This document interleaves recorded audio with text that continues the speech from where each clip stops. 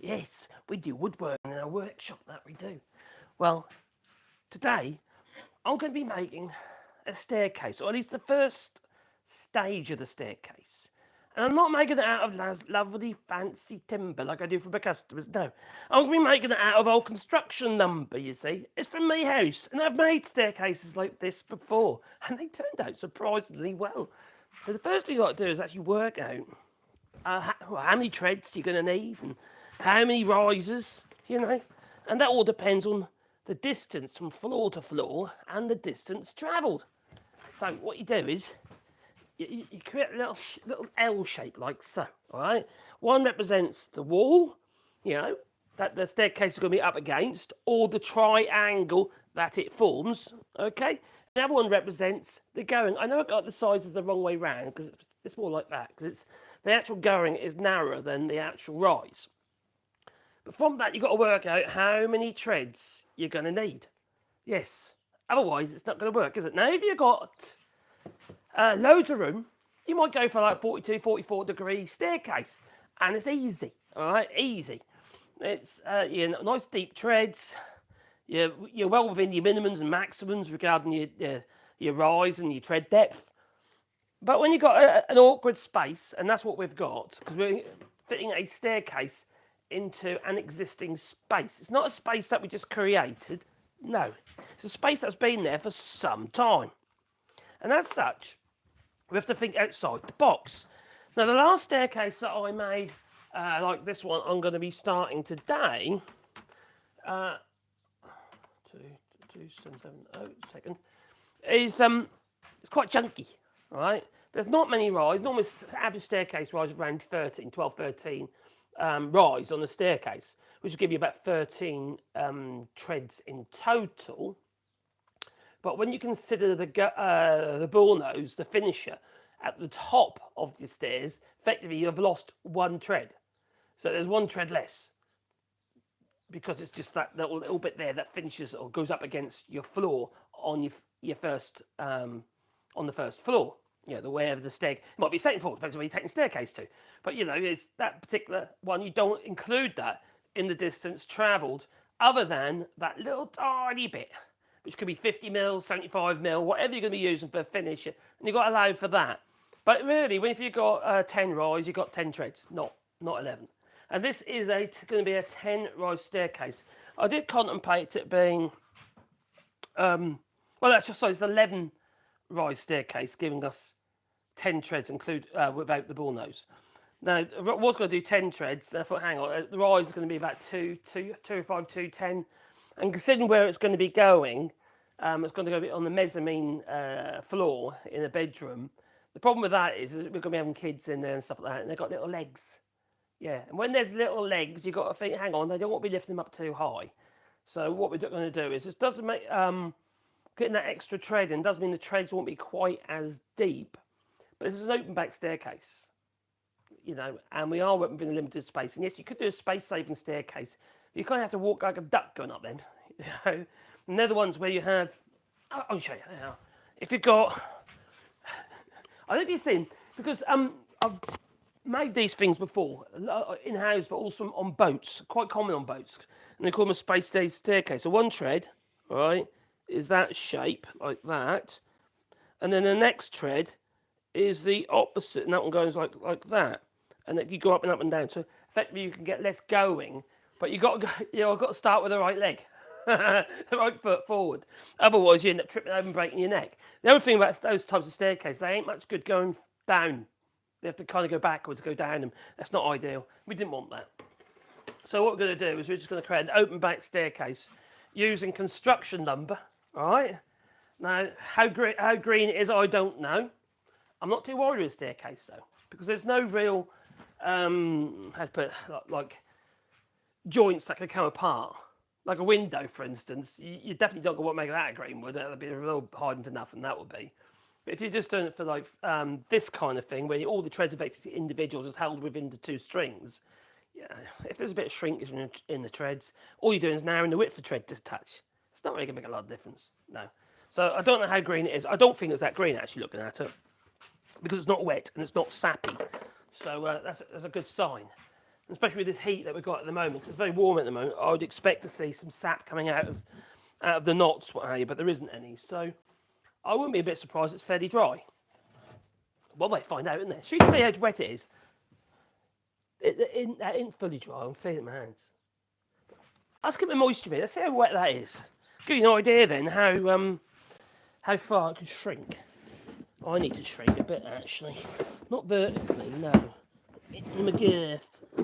I need to shrink my girth, not that girth. No, this girth. After all, I need to shrink a bit. I've got a moisture meter here. I have. Yeah. So let's have a look. See what its moisture content is. This is quite a good one. It's non-contact. There's no pins. It does work really well. I've had a lot of success with it. I compared it actually with the one down the wood yard down at Mezier's. They've got one that's a big professional job. It's cost a fortune. And this seems to be pretty darn good. So you've got to make sure you choose the right timbers, the softwood. Oh, it's beeping it is. That's my finger on there, you see. It's seeing my finger. So let's bring it over here. Let's have a look, see what it does. See, that is wet. Let's hold that, look. Should hold. Well, are you? Yeah, that is wet. Yeah, that's not ideal. Let's try it elsewhere. I'm going to try it on the edge.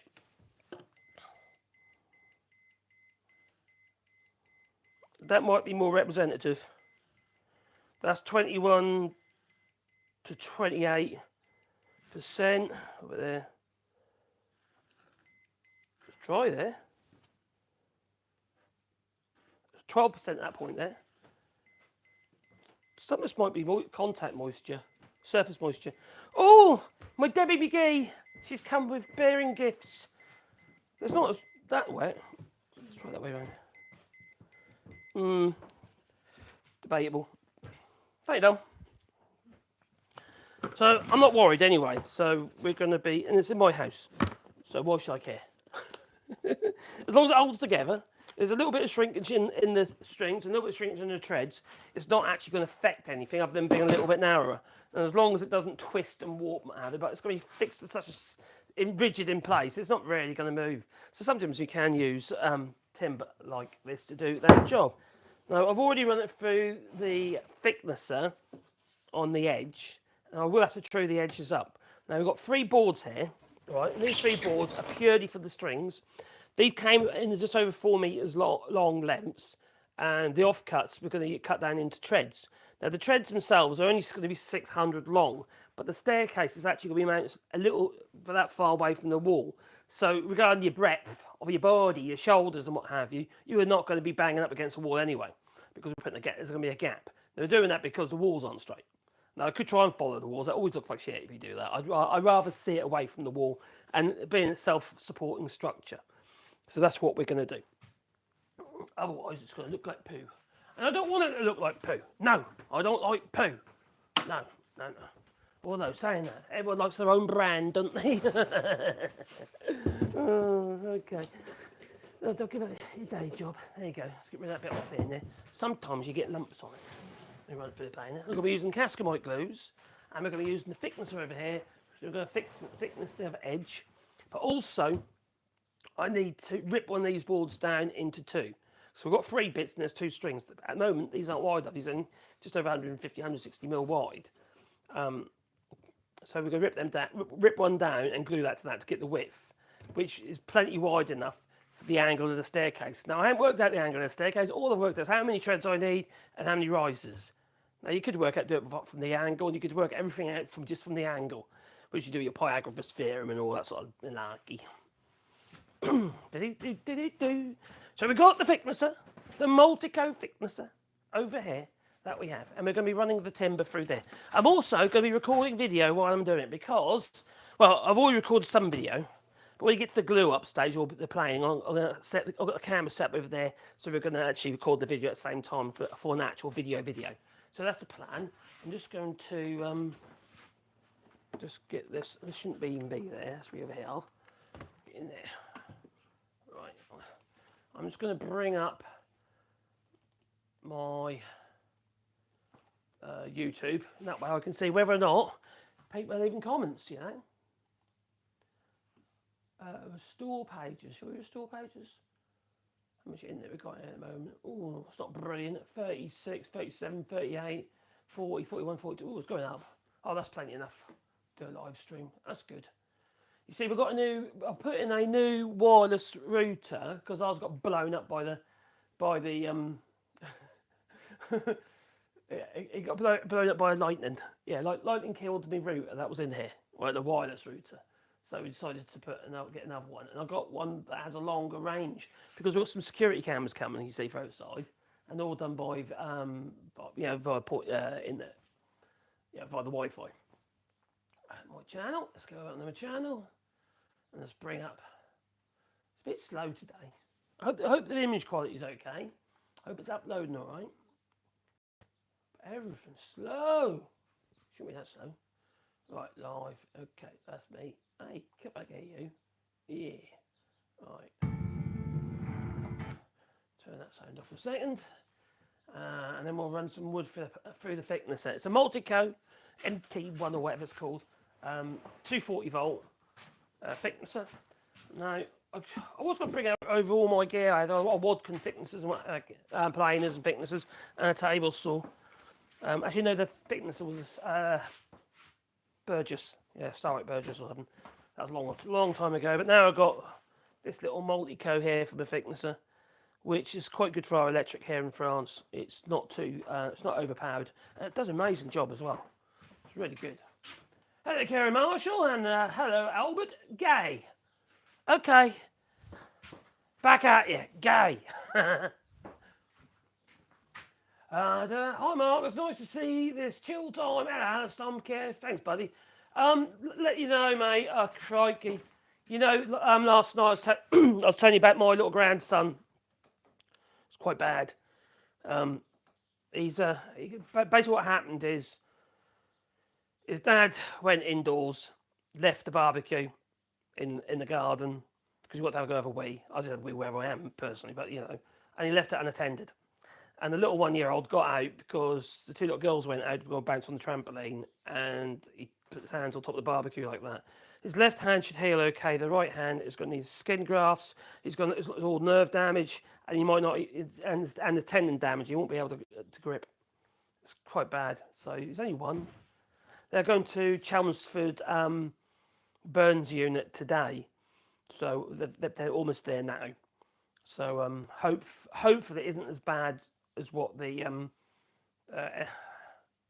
University Hospital in Norwich was making out. They were saying worst case scenario, they were saying.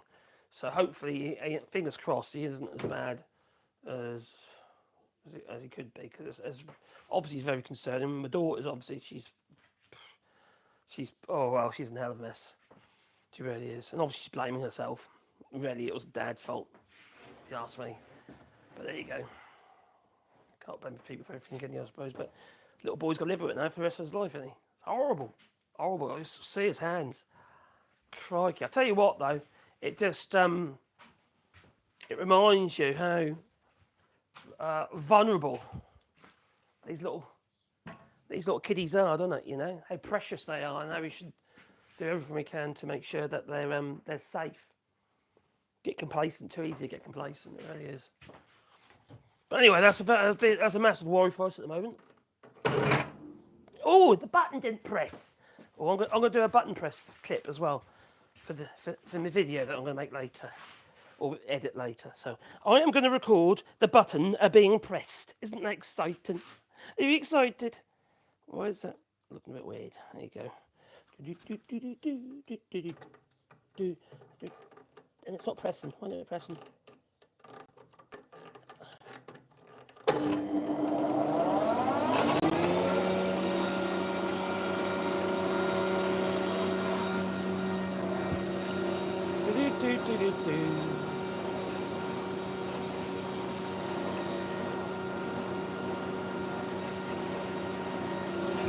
Right, here we go again.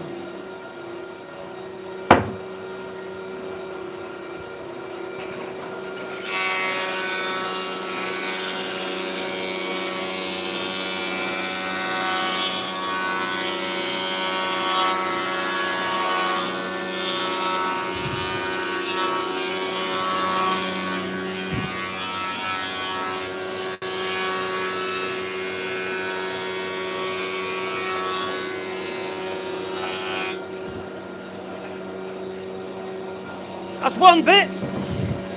Yes, I am going to true it up with hand plane as well. I just want to get the worst of it off.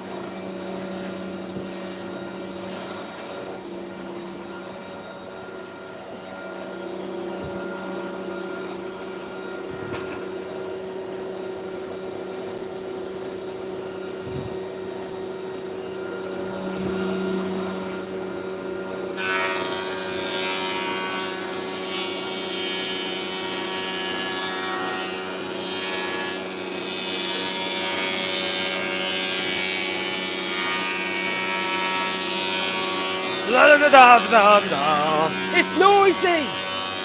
It's so noisy!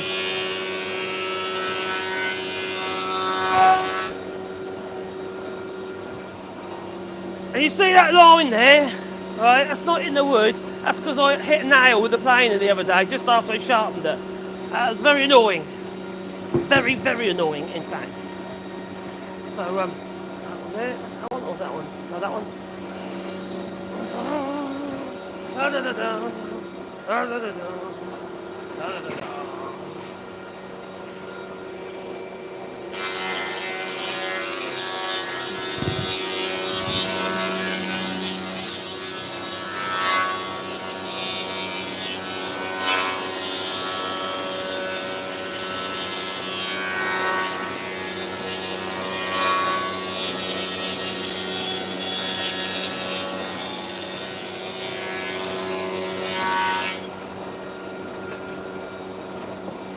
So far, so good. We're going to have to rip one of them down. And there's one of these. Two of these are fairly straight. Tell you what, we'll bring you over here so you can see what I mean. Now there's the collector for that machine is next door, so I don't have to listen to it. So we've got these 3 pieces of wood, and one of them has a bit of a bend in it, which happens to be this one, all right? Can you see that? It's got one hell of a bend. Yeah, it's bendy. So that one is the one I'm going to rip down to get the extra width, the extra girth on these two. Because these two are reasonably straight.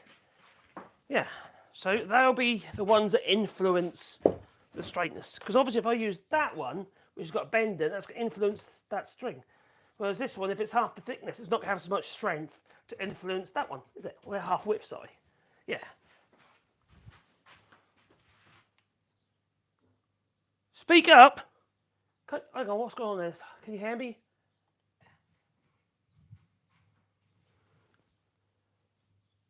Speak up. It's very loud. I can hear me. Is that because of noise? Overpowered. It does an amazing job as well. It's really good. I don't know, it seems alright. What router? Oh, what router? If I was going to choose a router, I have to admit the Festools are very good, but overpriced. But the one that I use a lot is the 3162 Makita, which happens to be this router over here. Now, I love this router. I use this all the time. You know, it's a good solid router. You know, it's 1800 watt, 1850 I think it is. It's the 3612C it is. There's obviously the more recent versions of it, but it hasn't just got your depth stop, it's also got your height stop as well here. That is a godsend, especially if you're doing tongue and grooving, because if it does accidentally, you knock the lever or something, the lock lever, it's not going to jump up and take a chunk out the side of your tongue and groove. No, so it makes a lot of sense to me. And it's a good solid router as well, it really is. It's all metally. Oh, some cheers, buddy. Hey, yeah. They've been a bit better today, actually. They've been a bit brighter today, little Wally has. Yesterday he was being a bit, had to put subdued. He's getting old, isn't he? Poor little fella. So yeah, oh thanks, buddy. You know, Wally thanks you. He does. My little Wally dog. He's such a lovely little boy, he is. I do love my dogs.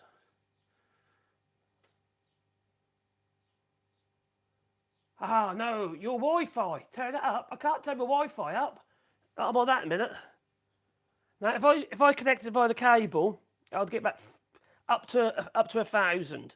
On average, I usually get about 300 to 600 on average. As soon as you go onto the Wi-Fi, it knocks it right back. Look, I was on 2.4 gigahertz. If I show you the router that we're connecting to at the moment, now I'm getting a network switch to connect to the cable that's in here, because we have got an RG55 comes here. Can you see my little antenna? Yeah, that's my little antenna for my Wi-Fi. And it's got really good range. It allows me to get all to the field. So when we're doing our rewilding videos, we're going to do some live ones for that as well. We can actually hopefully get to all the field. That's the plan. Hopefully.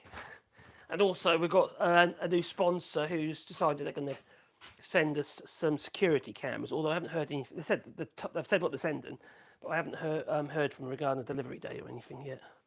So we'll see. And they're all connected via the Wi-Fi. So what we're going to have to do now is to rip one board down. With this little camera, got 2 extra cameras ready just in case. I'm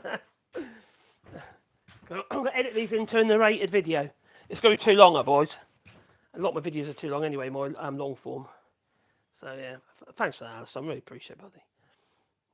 So I'll get you now. Which Wi-Fi router?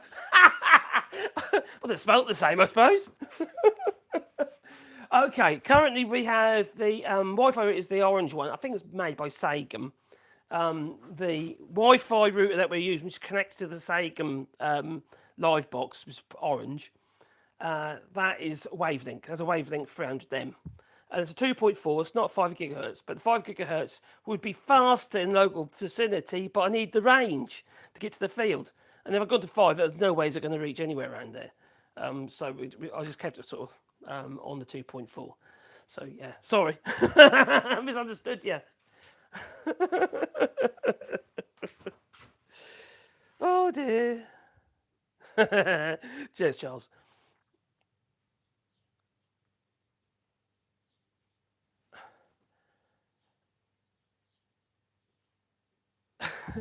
I've done it before and I said it again. How come this fella isn't on the television? Because they wouldn't have me. Because I'm too risky, probably. I am. I blurt. I say the wrong things. Yeah. I'm a bit naughty sometimes. And I don't know if I'd appreciate it. Yeah. Anyway, should we put you there? I hope it'll fall over. Let's bring it down a little bit. And what we'll do is we'll just rip that piece of timber through. Levelly up. Through the old table saw. This is a Jet Super Saw, 10-inch Super Saw, which is the Super. And as you can see, there's no riving knife. And the reason for that is the riving knife is rubbish on this saw. It's like it's a token effort. You know, the saw, it's all solid cast top. It's really strong machine. It goes through pretty much anything I put through, you know, oak, what have you, big old thick lumps of oak. And it's they can't get the simple things right. The riving knife, it's just and besides, most riving knives and most machines aren't any good. They're the wrong thickness. You see, you've got the right size or right thickness of riving knife for the blade that you're using. You need lots of riving knives. And when they're fixed to the saw and you can't really change them very easily, it doesn't make any sense. Now, the riving knife on any saw should be between the thickness of the blade itself, the stock, and the thickness of the kerf, you know, the thickness of your teeth. So it needs to be somewhere in between. If it's too narrow, it's going to pinch up anyway on the blade and cause kickback, it just will, or ejection. And if it's too fat, you're going to have to be forced a bit past it. You know, your piece of wood past the riving knife, because the wood will be gripping the riving knife. Now, when you grip cut a piece of wood, like for instance, I'm about to cut one of these pieces here down the middle, okay, which is going to be the bendy one, which is that one. There's going to be inbound, there's going to be tension in this piece of wood, okay? If you look at the grain on here, it's plain sawn, all right? So it's not rift sawn or anything like that, it's just plain sawn, yeah? Some people might call that, I call plain sawn, always have done. But, you know, you've got all these tangential growth rings, yeah, going in both directions. That was the centre of this piece of tree would have been about here. And that probably got cut out as a post, like a fence post at that stage. And the rest of it would be literally just plain saw, like so. Now, there will be tension in there. So when I actually rip through this piece of wood, there's a possibility it's either going to nip the blade or it's going to spread. Now, traditionally, when we used to cut wood, if you had old saws and you didn't have no riving knife on it, like this hasn't, you would use a wedge. And my wedge has disappeared. It should be there, in the door. Yeah, it should be in that door, and it's not there. So where's my wedge gone? I got no wedge. and it's gone. So I better cut another one just in case. Yeah, because that'd be quite embarrassing. I'm saying all this stuff and so where's my flipping wedge gone? I need a wedge. Right, so I need a piece of wood. I'm going to rip that down into a wedge. Just a simple wedge for now, that'll do. We'll have a wedge on the end of a piece of wood, if it makes any sense. I need a piece of wood, baby. You've lost that loving feeling. Oh, loving feeling. Oh, loving feeling. Now it's gone, gone, gone. There's a dodgy piece of wood, that'll do. Right, let's go to cut a wedge. Let's put the old zero clearance in there. Still on the table, so what the hell? Da, da, da, da, da, da. Da, da, da, da, da, da. Yeah, I've got to come up with a solution really going this rifle knife. I want one on there, but I need... The other thing about the rifle knife that was on there, it tilted with the blade, but it didn't go up and down with the blade. What good is that? You can't do blind cutting. It's stupid. And stupid is as stupid does. I'm about to do something stupid, so... I'm just going to cut a little tapered wedge there. That'll do.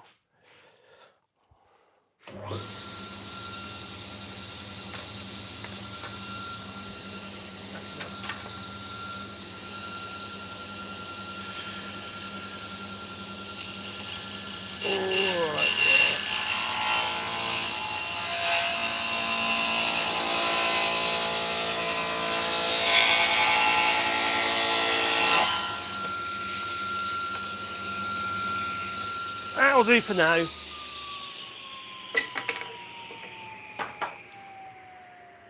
That'll do for now. I'm just going to trim the end.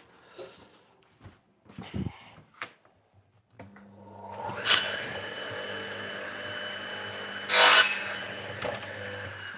I'm just going to sand it down so it's just literally a bit of a taper on the end. That works so well, this does. We go and collect some dust.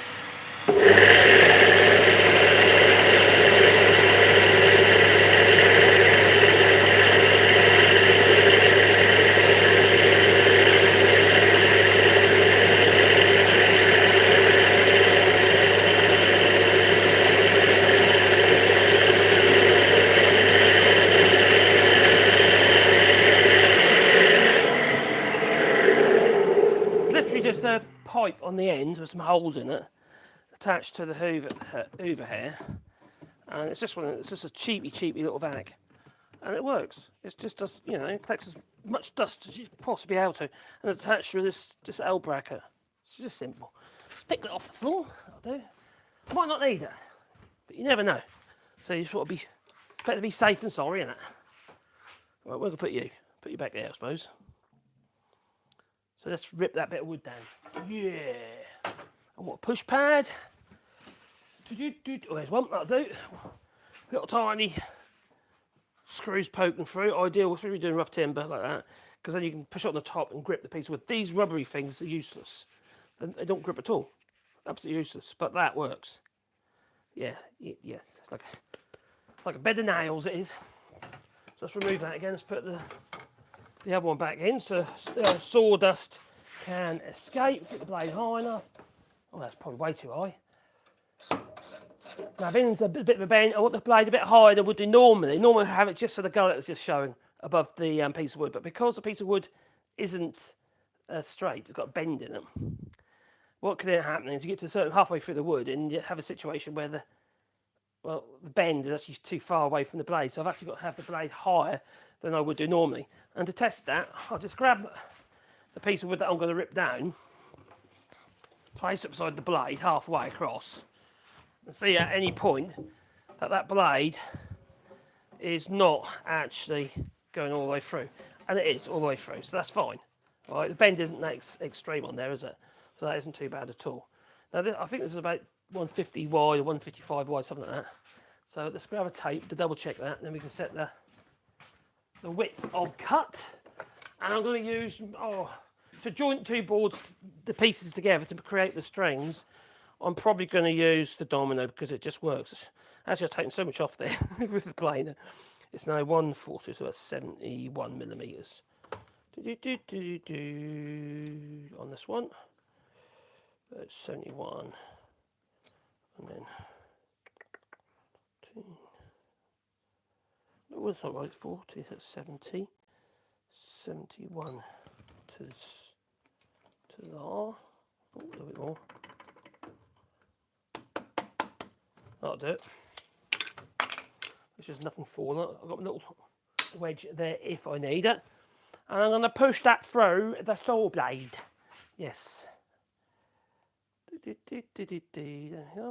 Regan! Hey, I know this guy. Yeah, I know about tonight. My friend, hope you well. Roll duck and a roll duck. I do see a little just for men. It's supposed to be purple, but it's gone a bit kind of weird colour, and it's very dusty at the minute. Yeah. So I've actually got some more stuff coming, and you can see. Look, can you see there? It's got more roots showing on that side. This is a few days, right? Beds grow fast. I didn't realize how fast they grow. Yeah, 3 days. It's about when did we do that? About 4 days ago. So that's there. But on the other side, it isn't so pronounced. It's like, but it's also the opposite on the cheeks. So what's that all about? There's something weird going on there. I'm a freak of nature, me. Yeah, that's what the missus said. Oh, she said, oh, look at that. She went, no, actually, no, I'm dreaming now, aren't I? Right. Oh, you're good. Good. Nice hair, Regan. Yeah. I've got some more dye coming. It's brighter, so hopefully it'll show up more. But I've got to wait for this one to fade a bit. It's permanent though, is anything. I should have done semi-permanent. I know now. And also that permanent stuff. Flip it, makes your eyes near your face. Makes your eyes melt.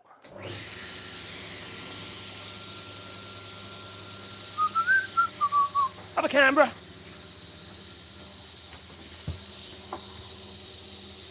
Like I say, I'm doing a video at the same time. And this is going to be one of my narrated videos. Here we go.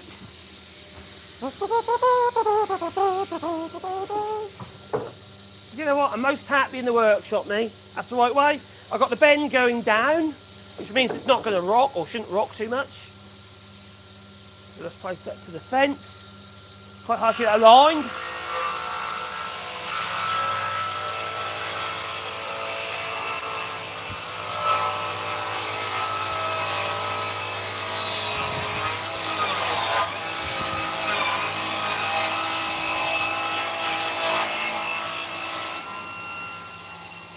Let me show you what's going on here, all right? I know I've got this in the wood. That's not going to do kickback, the wood's too big.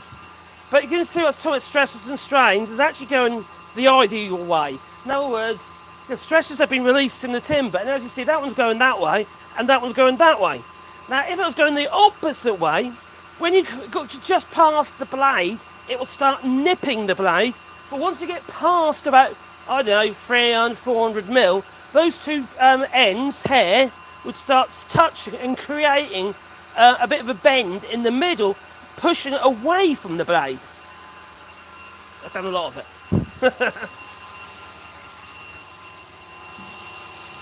And then, so I don't need to use the wedge.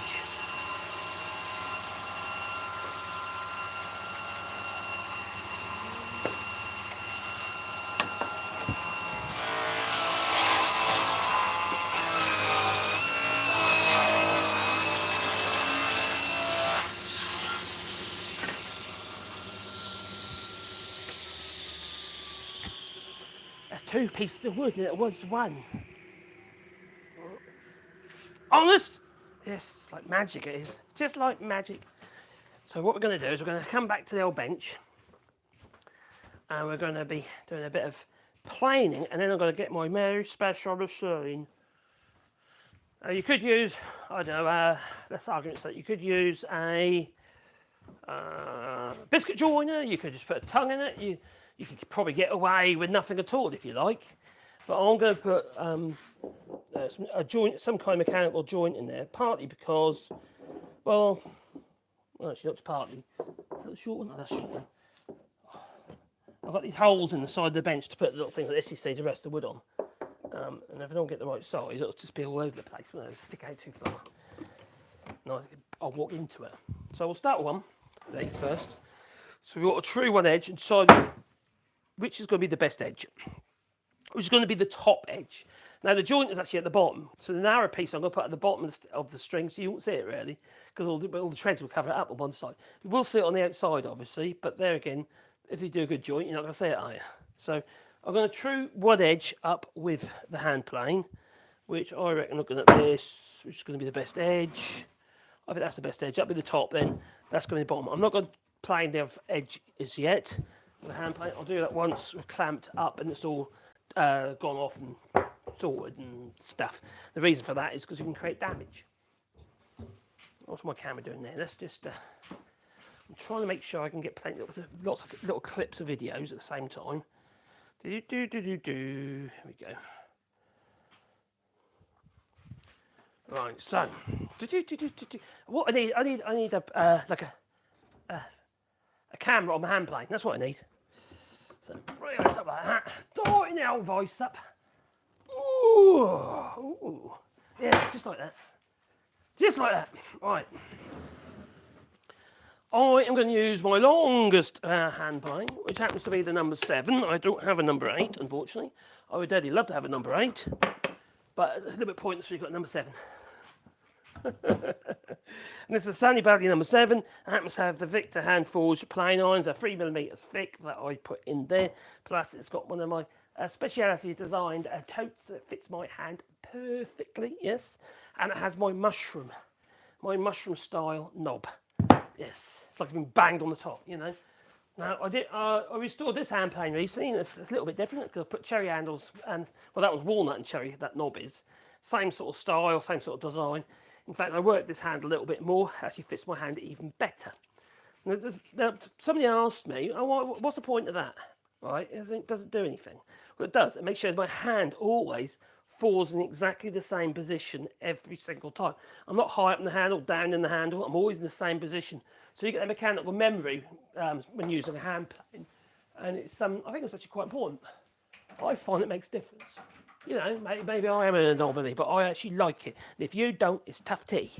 Right, I need my little bin.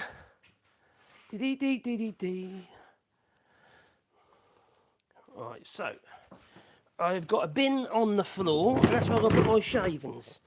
Because I keep just letting them drop on the floor, and shavings is better. One of those things you can't actually, you can't hoover them up. They just block the hoover up. So it's best just to get shot of them in the bin. So I'm looking at this at the moment. Like I said, there's a bit of a twist in it, in the sense that this edge is higher here than it is over there. So if I look down the end there, if I use winding sticks, I can do it by eye anyway. I can see it, yeah, it's definitely. Now, because the piece of wood that we're actually attaching to this is slightly narrower, because we're never going to get it 100% true all the way along. I just want to make sure it's actually jointed all the way along. Because its length, you know, it's about 3 and a bit meters long, and trying to true that all for whole 3 meters, you lose too much material. So over 3 meters, it'll bend anyway, so you can actually make it fit. If you're a tabletop or something like that, with not as the pieces aren't so long. Oh god, that's only a bit of a pain. This is. There you go. Oh yeah. Oh sexy. Well, it's just crap at the moment coming off.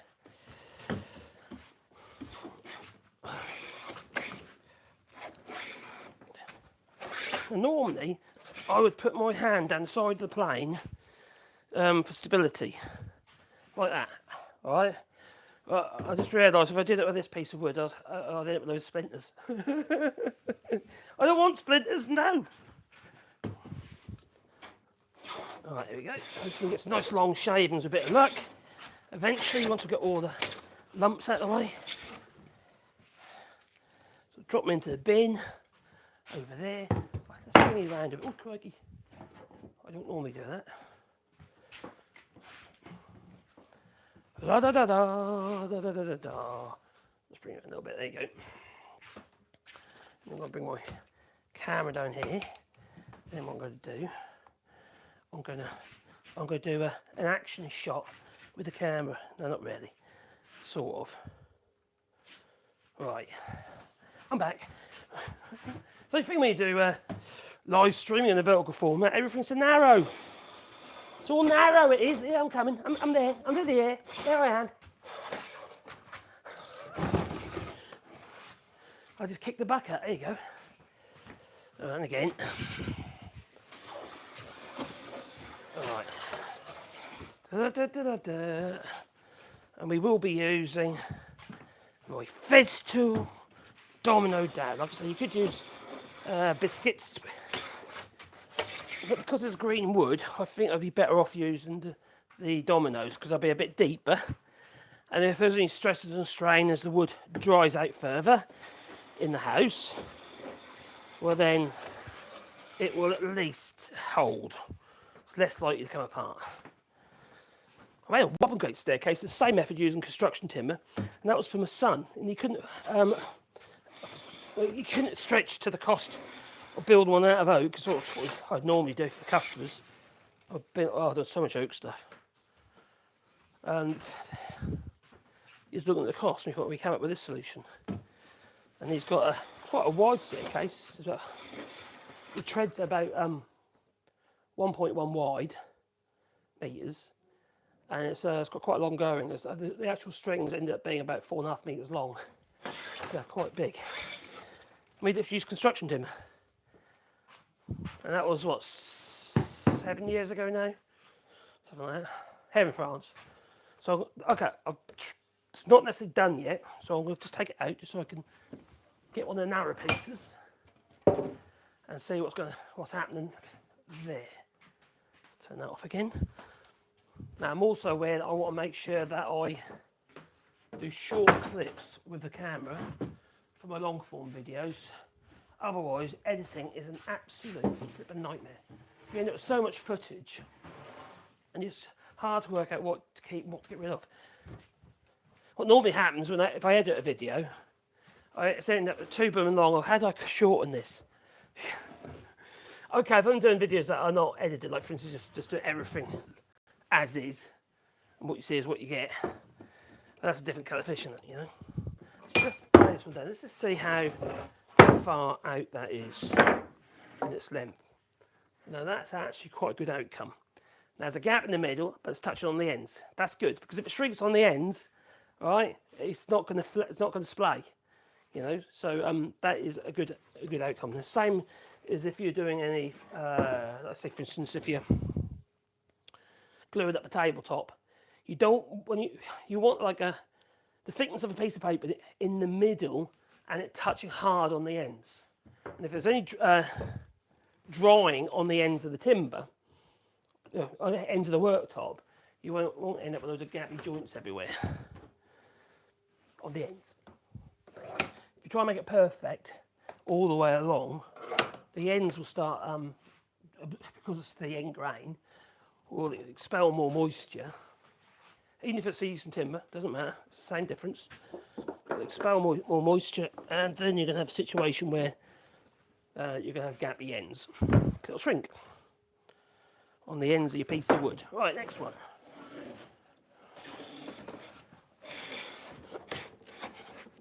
Oh God, I don't like knots. Knots are horrible. This needs sharpener. Oh, it does really. Oh, blimey, yeah. Yeah, that needs sharpening. It needs a bit of honing, it does. But that'll do for this job.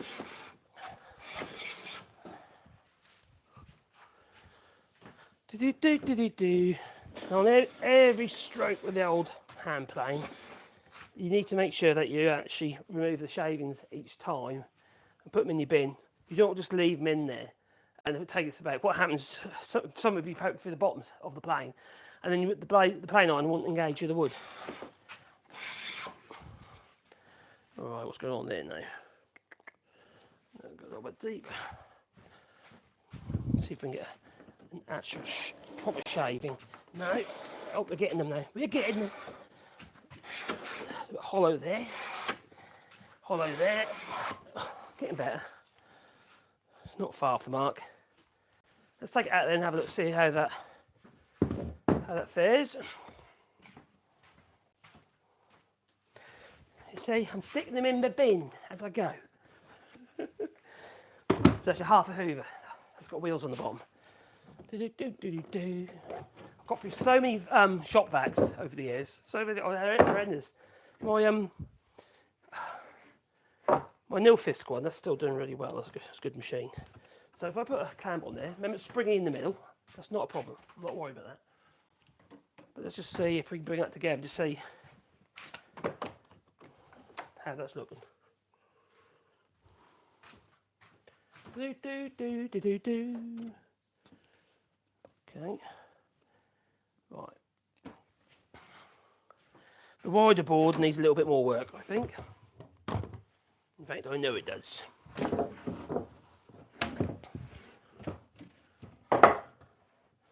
I've got a mad idea. I'll get some Bailey cam footage.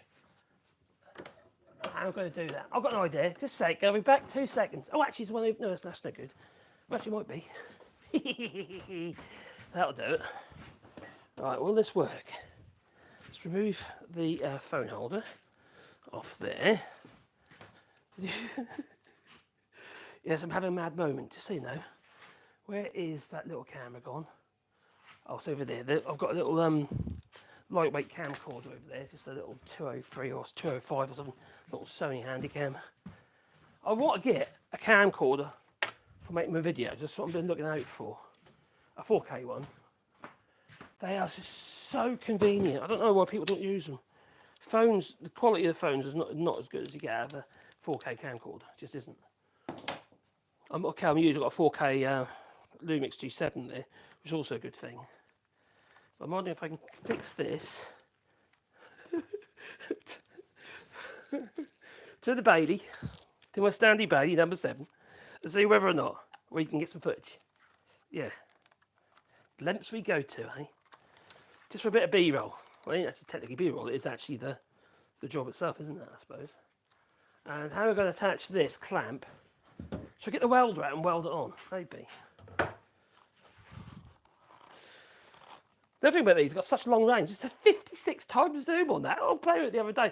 I've had this quite a few years. It's been sitting in a cupboard. I've been using it. I got out there the other day. I thought to myself, why the hell don't we use these things?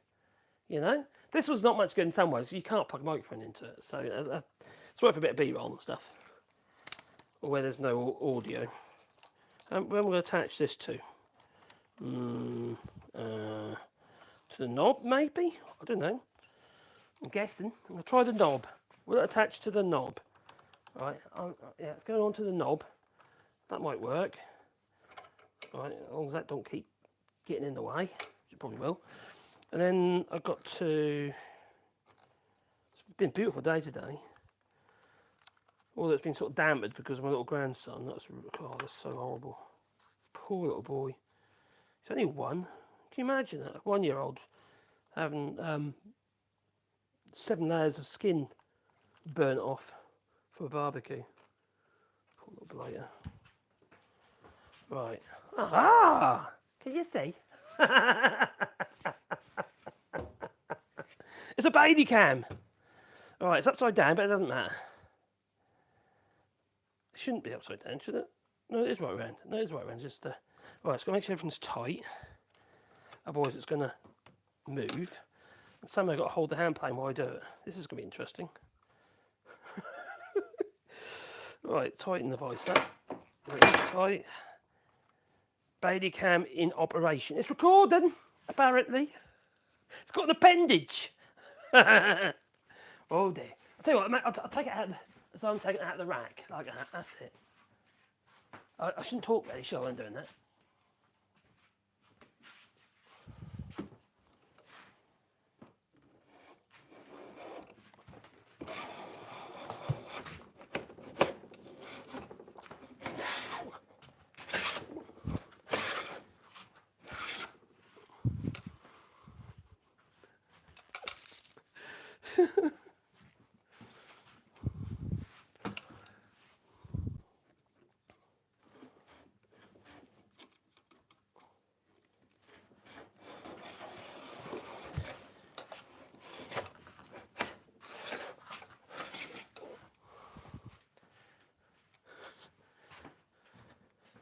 I should really sharpen that plane iron up. Should we sharpen the plane iron? I think we should, shouldn't we, really? That is not good enough. Off. Right, so I've got a bit of footage there. Got some Bailey cam.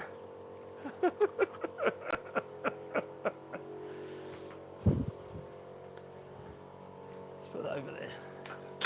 Let's see what you're saying. Just going to check the chat. Da da da da da. Da da da da da. Can't you pull the timber through now, or will it kick back? No, it won't kick back. You're talking about the old saw. No, they won't kick back. People worry about that a lot, and I understand, because it can be very, very dangerous. It's the smaller pieces of wood, light pieces of wood. This is not going to kick back. It'll jam on the blade maybe, but it's not going to kick back. It's too big. It's too heavy. So I think we really got to sharpen this plane iron.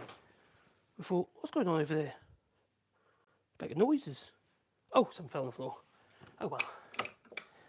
So this happened to be a Stanley Bailey number 7 with a, God, I'm so hot and out of breath at the moment. Why am I out of breath? Not normally out of breath. So this is a Victor. Oh God, it's, yeah, that's blunt.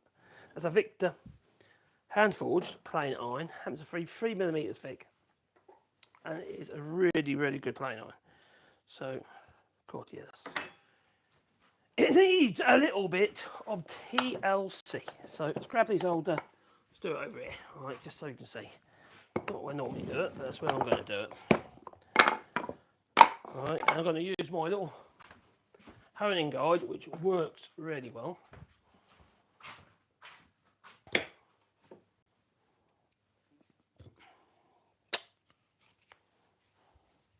basically a block of wood with cut magnets in it, set at the right angle. That's all it is.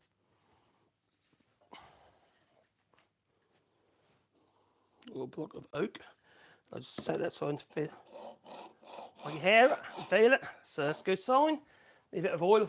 Yeah, if you're using diamond sharpeners, well, then obviously you won't basically be using oil. You'll be probably using Windex or something like that. You know, just sharpening blades. I might use them as well.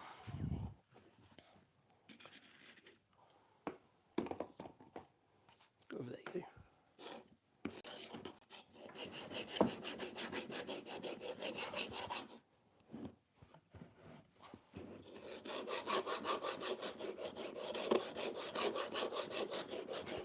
Da da da da da da da da. Oh, I need a rag.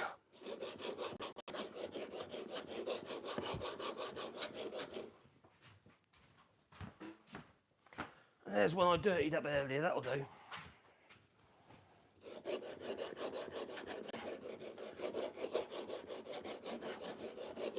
How many people got in there? We've got 125, is it, or something like that? It's doing it. The beauty about this honing guide is you can take it quite far back for a start on your sharpening stone. Quite good. And it doesn't rock, or and it's always in exactly the same place. So you can quite easily move from one thing to the next. Now I can feel that on the plane iron. Now I've got a burr already. So let's go to the fine. And then I just realised I need to soak this. Damn it. My water stone. I normally have it in one of these like this. Right? This is like a softener or washing liquid bottles, and cut top off and put water in it. And because it's long enough, you can put soak your natural oil stones in it. Water stones in that. These are obviously oil stones. This is a Norton India oil stone. Oh, God, what grit is it now? So I think it's 600,000. Yeah, deal stone. So it's not that fine, but we will be using a diamond sharpener as well. Just get that last little bit, then move on to the water stone. I don't try and flatten the back of my plane irons using the water stone because it just damages them. So I'll do that on the oil stone, and then I'll move on to the rest on that last little bit of honing I'll do on the water stone. And if you use some good quality diamond stones, you won't have that problem anyway. You're not going to gouge on them. You've got to be careful with your oil stones, that's all. So I feel it there. I've got a burr. There's a burr all the way along. Okay? Dee dee dee dee dee dee. This is my happy place. Here in the workshop is my happy place. I do like making stuff. I do like making a mess as well. Yeah. You know, when I get my workshop fairy, she comes in here and she tidies up for me. It'd be quite nice if she actually took more of an interest and actually did something with us. Do you realise that in the UK, only 2.2% of workers are female in the construction industry? 2.2%. That's not a lot, is it? Massive shortage of workers in the UK regarding skills, trades. There's someone who used to employ people. I can't imagine how I'd actually better run my business in the UK now. We just don't have the people. And I hear fertility rates are down. Also, some couples are deciding not to have children at all, which is, it's their prerogative for them. I don't blame them. It's not exactly the world you want to bring children into these days, is it? I don't know if I'd want to, not now. And I've got 6 kids. 6 kids? Yeah, 6 kids. 11 grandchildren. Is someone called me gay?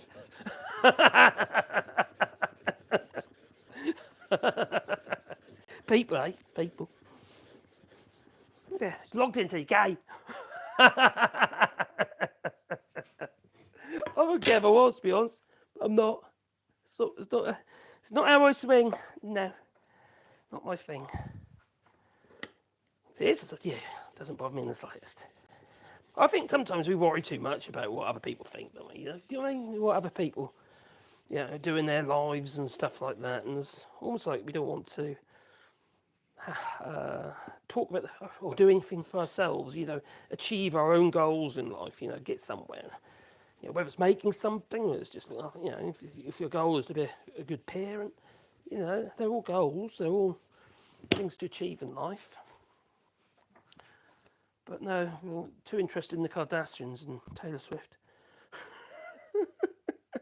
What's that all about, eh? What's that all about? So I kind of almost got rid of my burr, all right?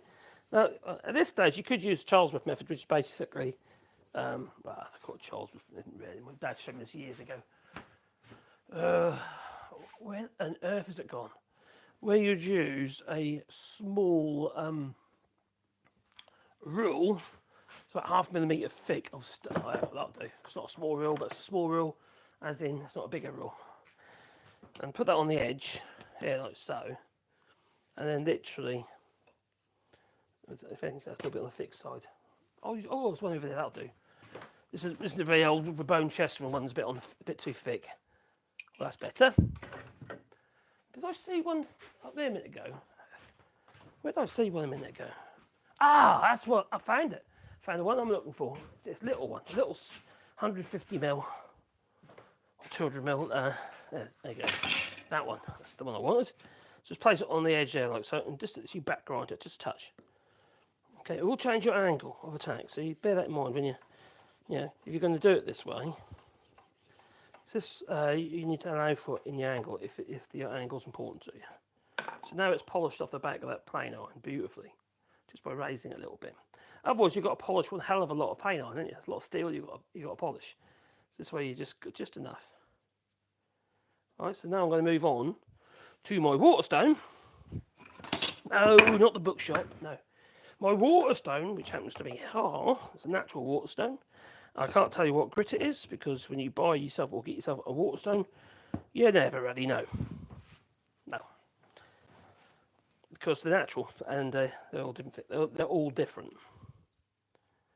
I'm going to put it back in here, I think, just so we have a bit more control. The Waterstone here is very fine. I don't know how fine it is, but it's very fine. A little bit more. There you go. It's a telltale sign when because you've got this creamy stuff coming off.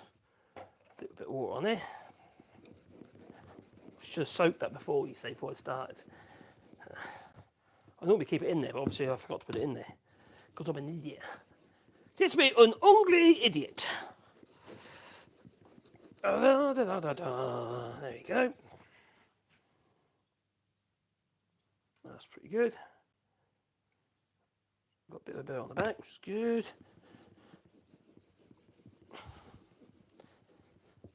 Alright, we'll take it out of there.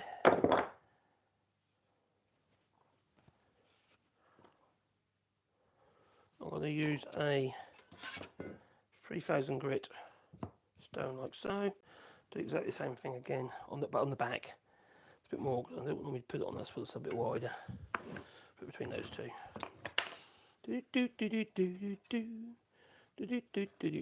Now sometimes it's a good idea to use white spirit or something like that instead of water on a diamond stone, because some diamond stones are steel plate, and when the electroplating starts wearing through, your diamond stones will actually start rusting. So I'm just going to use it on there like so, and that's it. It's good, good, good.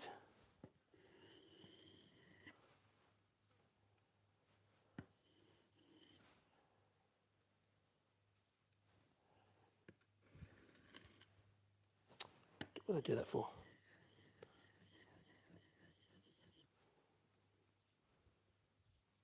You get to a stage where it's quite hard to tell if it's sharp or not without actually finding something that's going to, like a piece of paper or something, be the ideal thing to use. Is it sharp? Yes. It's sharp. What happened there? Yeah, it is sharp. Just get rid of the burr. Now you could use a leather strop as well and some paste, but I need to be getting on really. Get that extra little bit edge. But bins I'm using on Douglas on this old fur here, construction drift, full of bloody knots. I've got to take the edge off anyway. Oh god, it's sharp now. It really is. This way of stropping your plain irons works really well, but don't do it with small narrow blades. You'll cut yourself. You really will. Just down, up, down, up, down, like that. Yep. It's shiny from my hand. Ooh, definitely. It was shaving your hand where it's scraping your skin off, which that's good. Just make your hand like so. You could probably do it a little bit sharper.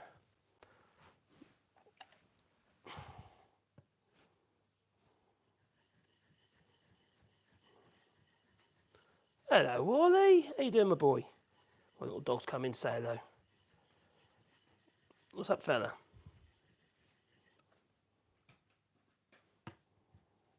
So you've got to feel the edge where you are, so you're busy pushing it onto the flat and it's up a little bit. Now, I think this stone here is probably around 12,000 grit. This is really fine.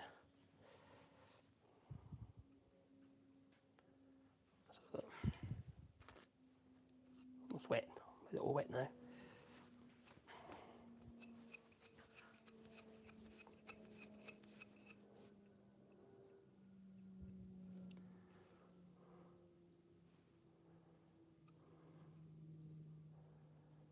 Yeah, that's sharp enough now.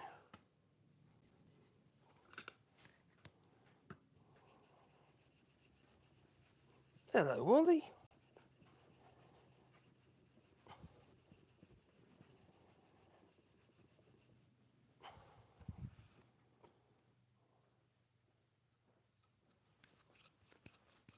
My dear missus, she's outside working in the heat.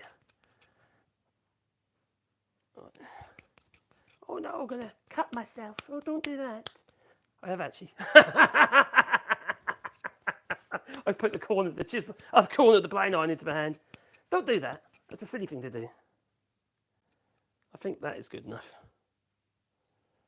Yes. Probably doing a little bit sharper, but that will probably do for now. It's like sharp than it was.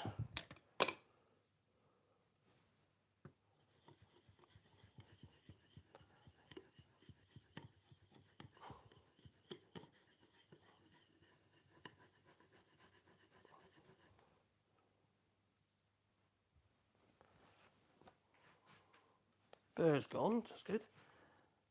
That'll do. That'll do. Like I say, I'm doing it on this old rough timber, so I don't really want to go too crazy. Because what ended up happening is I'll just end up taking the edge off straight away anyway. So I go about between 1 and 2-ish millimetre back from the plane iron. Don't go too close because you'll block the mouth of the plane up. No matter what some people tell you, get as close as you can, they say. No, it's not what you do. It's quite important that it's set in line with the edge of the actual plane iron and chip breaker. That's quite important, because if you don't, you end up having to put an excessive amount of screw on the actual plane itself. So hopefully this is going to produce better shavings now.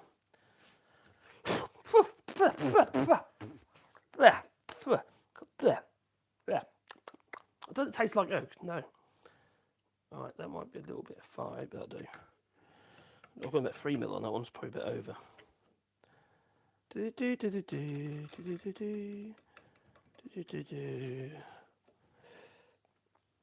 This is too far. Look, I'm saying all that stuff and I did it wrong after all.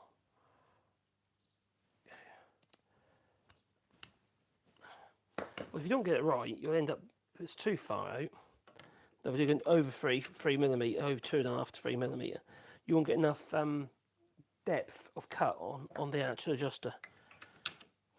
And that'll be annoying. Nope, that's too loose. That's it. Okay, there's nothing there at the moment. That's good. So move all this stuff out of the way. Stick your lids back on. You'll get all covered in nasty shit. Put them back over here. You don't want any of that nasty stuff. No. That's just the box. So I'll put it back into the tub. Soak as it's supposed to be, so it's always ready. Don't worry, it's not, you know, if it's a proper natural stone, it's not going to dissolve on you. There we come. Right, there we go. Until I feel a bit of a bite and start getting a shaving. Hopefully I get a shaving. Blimey.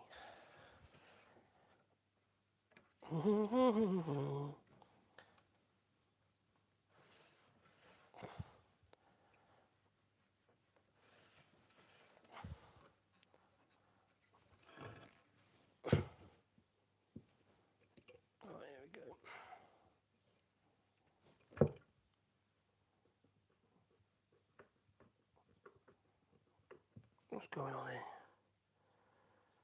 Don't feel like it's moving. Oh, yes it is. Right, not too far. Oh, we've got a bit of a shaving. And at the moment, I'll see the shaving's biting more on the right than the left. So I need to go that way to make that plane iron point more on the left. So just put more engagement. Oh, that feels a bit better. And again. Oh God, definitely feels better. A bit more.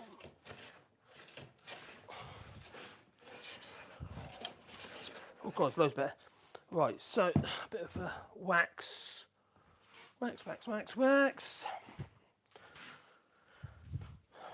Just use a bit of powerful wax. This is literally for preserves. People do make jam and stuff with this stuff. It's powerful wax. It's cheap as chips and it works. You can get all fancy stuff to put on your tools. But just candle wax does the job. It don't matter if it's flipping, I don't know, citronelle scented. It doesn't matter. It's still wax. Oh, God, it's definitely better. It's pretty thin at the moment. Fine shave. Oh God, it's loads better. That's loads better. Let's see what we do now.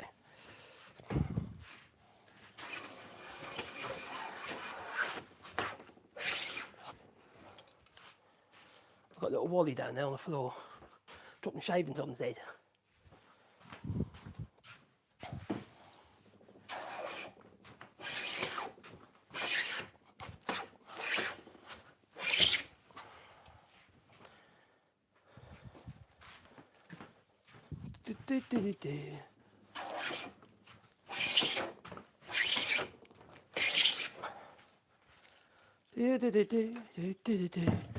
So as you see, it's loads better. Loads better. It's not perfect, by no means, but it's a darn sight better than it was. Let's take a nice continuous shave. I'm just going to check the edge to make sure it's true. Otherwise, I'll go up a bit bent. It'll be all wonky, won't it? It'll be bent. Now look at that, I need to take a bit more off that side, so it's got a bit of an angle at the moment.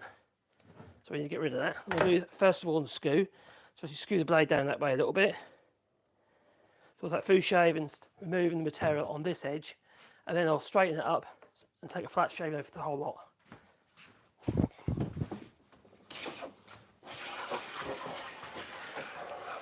So at the moment it's taking a thicker shaving to the right than the left.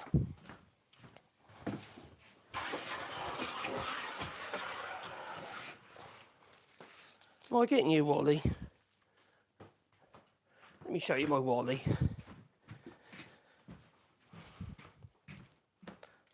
Look at him. He's such a lovely little boy, he is.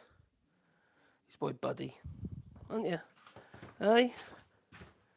You the best. You the best, Wally. Hey? Oh. He loves me. He's my best buddy. Don't tell the missus. She thinks it's her. Clearly take more off the right hand side than I am the left. So I'll check it again in a minute. I'll show you what I mean. That shaving is thicker on the right hand side than it is on the left. That's thin on that side. So this is my square. How are we doing that now? Whoa, that's bang on. That's pretty good there, pretty good. I'm happy with that. That's good, I'm happy with that. So I've got to true up the actual plane iron. I feel really out of breath today. I do suffer from asthma, so it might be that. I should have took my inhalers. I didn't, I forgot. Maybe it's too gay to do that, apparently, called something in the chat. Okay. Oh, I don't know. Some people are strange. I thought I was strange. People tell me I'm strange. Right, here we go. Some lovely shavings. So I've got one straight shaving, straight pass, and that is all good. That's good. I'm happy with that. Okay, that one's good now.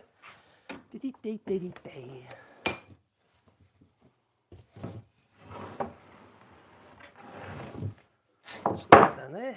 We'll run this one with the plane again as well, because it's obviously better with a sharp plane. Get a better finish. Oh, it's actually meeting up loads better now. Loads better. There's less gap in the middle. That's good. I'll just do that all the way along, so I know I've actually got a good fit. Yeah, that's good. That's good. I'll do the same at the other end. All I'm doing is making sure, I'm going to be pulling it too, you see. I'll be forcing it together with the clamps. Well, that's good. I'm going to stagger it. Now the reason I'm staggering it, it gives me a little bit of extra length. When I say stagger it, I mean like that. Okay? It's actually staggered the wrong way, I think. Is it the wrong way? Yes, it is. So it needs to go that way. All right. The idea being is if it's actually up against an angle, this is all waste anyway. And it's going to be, we're going to be putting a cut like that. This gives me a bit of extra length for if I need it. So I'm not actually going to do it true. I'm just going to step back to about there. And at this stage, what I want to do is I want to think to myself, well, you could argue yourself, oh, let's get it, paint the thickness now. I'll do that once it's glued up. There's no point in it now, is there? That'd be silly. I'd have to run it through the thickness again, or paint it by hand, whatever I do. So what I'm going to do is I'm just going to clamp it together temporarily, just to hold it together. All right. And then I'm going to mark where I'm going to put my dominoes using a pencil, just an ordinary pencil.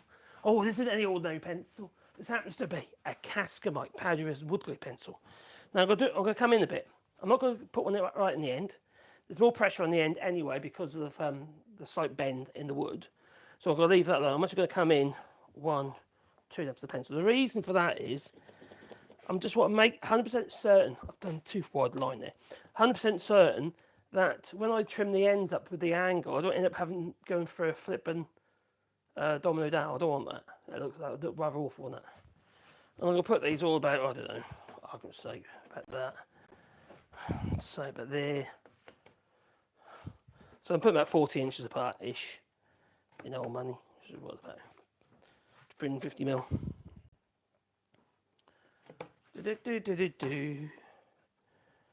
Come on there, that'll do. Now I've got to do this all twice, but I won't be doing a live stream twice because I need to obviously get it done. It's nice doing live streams. It does slow down, obviously. Now, should we get the Festool? I reckon we ought to get the Festool. It's over here. You want to come with me? Oh, blimey, like a child you are. Okay, you can come with me. Ah, it's over here. All right, it's not far away. It's behind here. It's been covered up. It is. Yeah, it's behind this little table.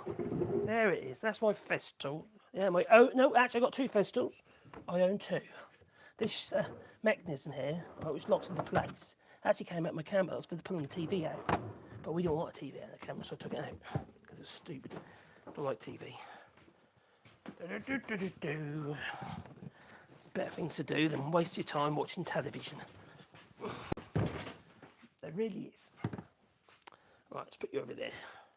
Now, when I went outside, because these bits of wood came in like 4 metre long lengths, what do I use to chop them down, roughly, to get them to rough length? My chainsaw. This little Beyond chainsaw that was sent to me by Beyond. It's actually really good. I'm actually quite really pleased with it, you know. I've got a silly little pumpy thing here for the oil, mind. I don't like that very much. But it's actually really handy. I never thought it would be. I thought it'd be right trash, but it's not. It's actually quite good. That's cheap as chips as well, 2 batteries. Right, here we go. So, we have 1 Festool, Domino dowler. Yes, a Festool. Yes, there's a Festool. The only other Festool I've got is a Festool pencil. No, actually, I've got 3 Festools because I've got 2 Festool pencils. Yes, they are crap pencils as well. Not like my Cascamite pencil. The Cascamite pencil's good. No, the Festool ones are rubbish. So anyway, but the Festool Domino dowler is an awesome machine. There's a lot of controversy about it. Probably because it's so expensive, most people can't afford to get one. I couldn't afford to get one until I got a job in that really suited it and I bought it, and my God, it saved me so much time. Pay for itself again and again and again, it has. Brilliant. You can't use it for everything, obviously. But the jobs you do use, it fucking save you. Flipping crikey. Well, time is money, isn't it? If you're trying to earn a living, time is money.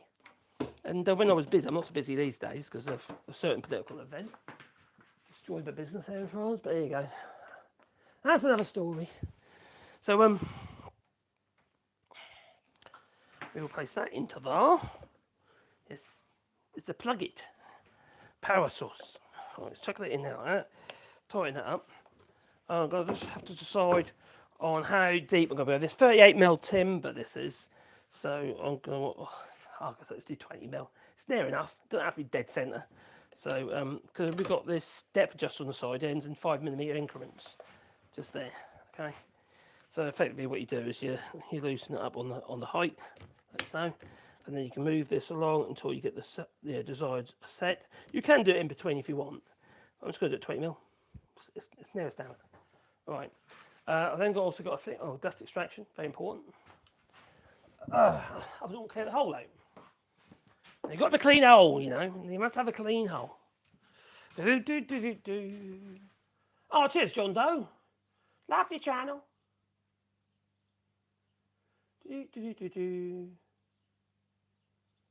better, that is, yes. A sharp plain iron makes a massive difference.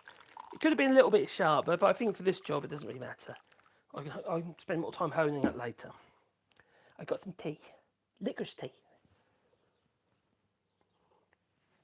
So my mouth is dry as God. Oh. It's dry as a nun's nasty. It is as dry as a nun's nasty. And you got any kids listening?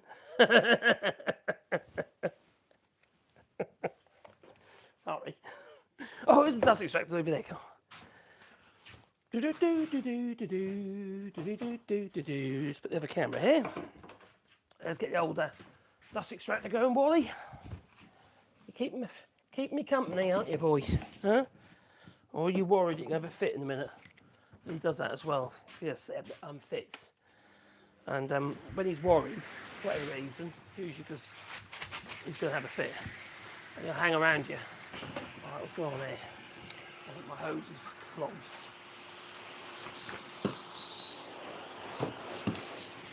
That's alright, there we go. Oh, sweet. Oh, little Wally. Oh, tame the snake. Tame the snake. I haven't made any videos today for the channel. I need to do that. Get in there. I can't get the snake in the hole. No, that's him. Noisy, isn't it? Right. Set the other camera up. Put that there. Make sure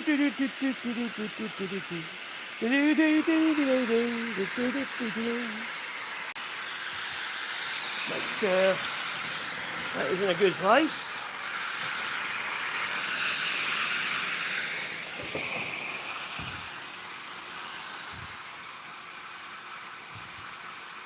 Right.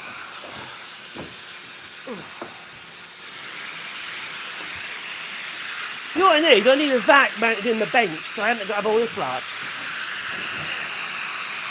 Okay, over there. Right, where's my mark? So that's the depth. How deep am I going to go? Let's go 30mm. Let me take deep enough. There we go. There she goes.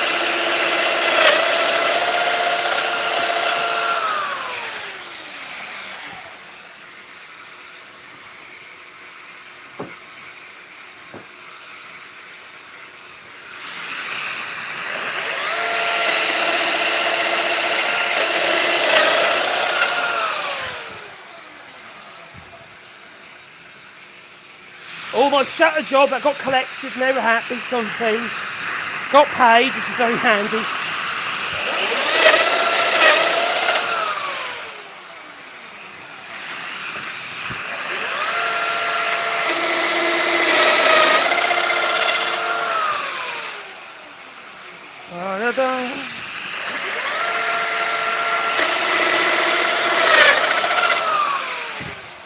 I was doing some work in my laser room yesterday, my lab. Yeah, put a new floor down. Decided that carpet was a bad idea. It was me coming from there to here, to there to there. It's big you to me. And I found that I was just literally everywhere mucky, dusty. Yeah, pain in the neck.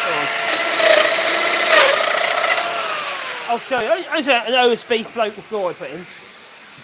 I also levelled the floor up as well. So when I'm in my chair, I'm not rolling into the corner very slowly.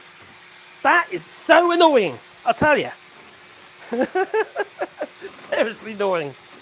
Now I've got to do the opposite side. So what we're going to do is we're going to flip this around and find the wet patch, throw some flour on it. That's what we're going to do. There you are. Okay, they're there. Blimey. And then we're going to carry on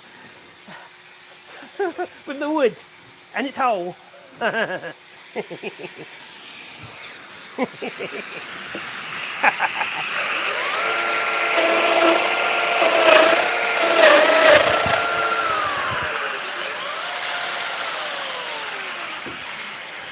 Reposition the camera.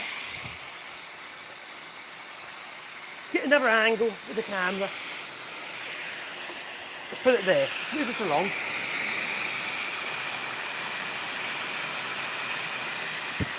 Will it work? Let's work. About, yeah, I reckon. There you go. Still recording.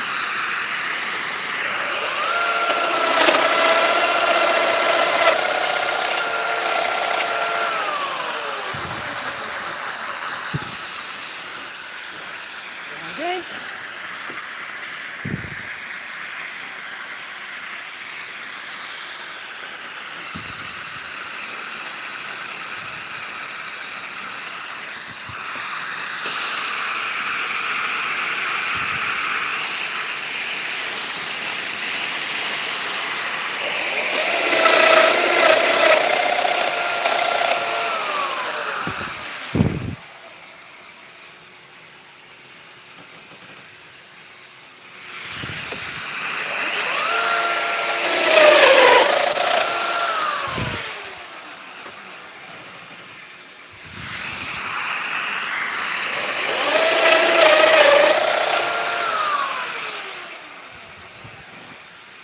one.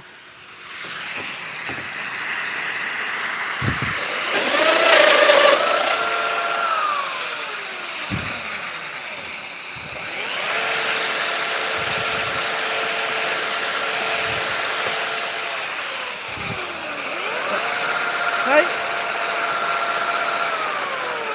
So it rotates, but also goes side to side. Now, if you could fix something else on the end of that, all right, let's say for instance, okay, to keep the missus happy, all right.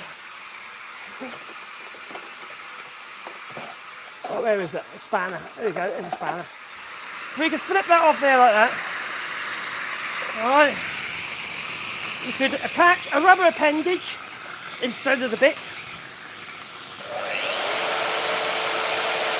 Oh, that'll make you scream, I'll tell you. Blimey, that's what you need. So, I'll turn that whole back off now. We'll glue this one up.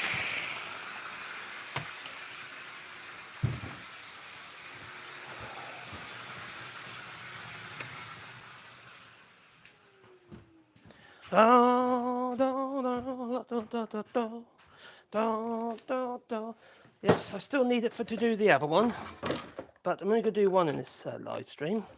So the next step is we're going to be gluing it together. And we'll do a bit of clamping.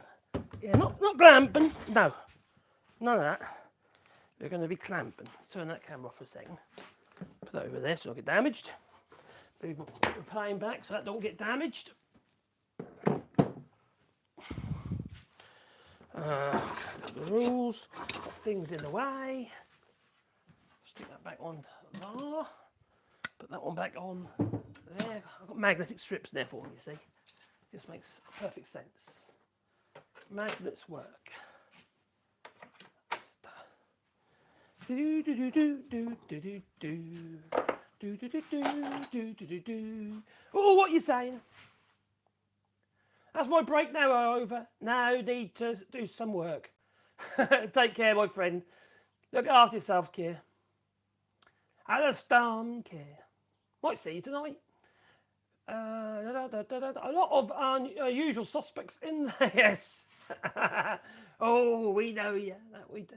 Japanese jointing is more like cabinet making, my friend. No nails, no glues. Yeah, Japanese, oh crikey, akashaki, whatever you call it, I don't know. It's got some weird origami name. It is fantastic stuff. Now, I have played about with it in the past, doing joints, wooden joints with like keys. Like you put a piece of wood that acts as a key that locks the joint. Brilliant. It's so well designed, but hell of a lot of work. If you do it all the time, but then obviously it gets easier for you, doesn't it? But it's that method of construction is very time consuming, but it's a passion. It's a passion, and let's be honest, Japanese craftsmen are so respected. They're far more, you know, we're kind of a bit rough and ready, aren't we? You know, especially Brits. You don't seem to make anything of any value these days. It's a lot of it's down to cost and how much time you're willing to put into something.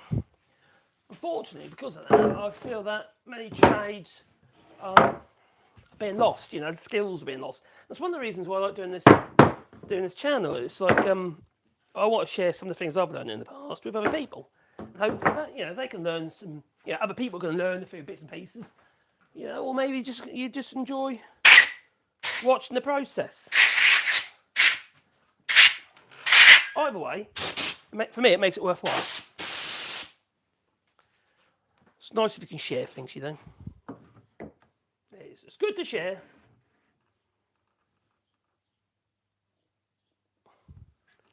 Are these both facing the wrong way now? What have I done wrong here? Because that should really be... Well, it doesn't really matter, actually. That is the right way. Definitely the right way round. That's okay, then. No, that is the right way. Good, good, good, good. So, next thing is to go and grab some Dominos. Yes. Not the little ones with the little dots on. No. These are little joints, they are. Little, yeah, and it's been sitting up there and it's been filling up with rubbish here. So it says Dominos. Yes, it happens to have mastic tubes in it for some reason as well. So let's get rid of those. And some skeleton. Yeah, don't need that. Don't need that at the moment. So I'll seek some PU mastic linings and plugs. Why have I got plugs in there? So they need to put away properly. Get that lot. Get out of that lot. Get out of that. No, that's good. That'll do. We can use some of these. A bit shitty ones, but they'll do. And we need them to be at 60mm. So how long are they at the moment? I'm just looking if I could trim them ones down because they look about 90mm at the moment. 80mm. Does it end up with a lot of waste? I've got some longer bits so I can trim them to 60s without worrying about destroying me 80s. I do. I've got a cardboard box. Living in my box. In my cardboard box. Living in my box. Living in my cardboard box. I've got some more here. Let's make sure they're the right size. Oh, that one's too small. Oh, have I done these all at 28s? Bet I haven't I? What are these? These are 28s, aren't they? Yep. Too small, too small, too small. 28s. Just really matters to that degree. Oh, that one's right, I think. That's 26. 25. Too narrow. Not supposed to really matter, but that's too narrow. I'm going to have to cut. Oh, hang on. That'll do 2.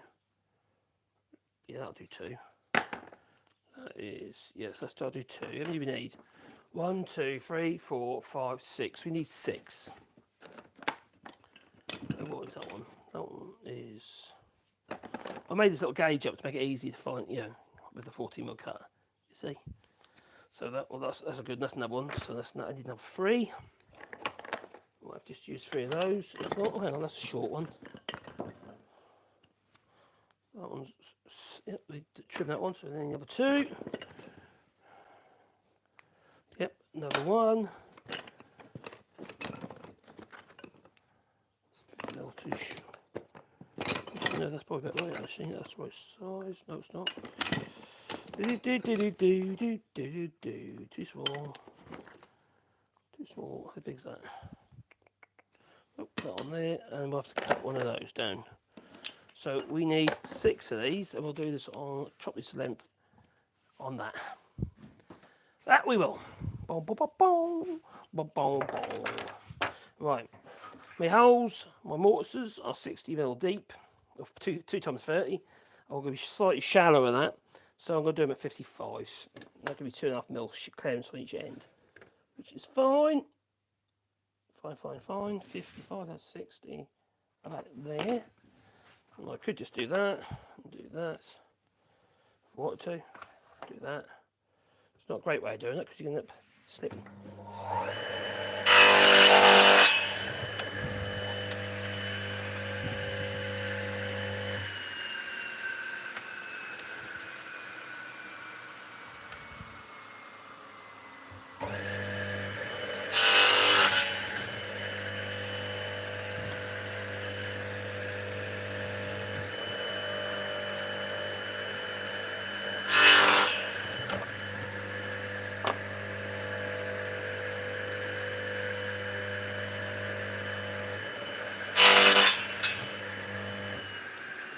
Right, they've got 6 of these.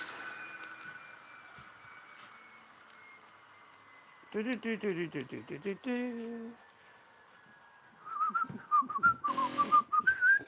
my little Waddy's gone. Where'd he go? It's gone.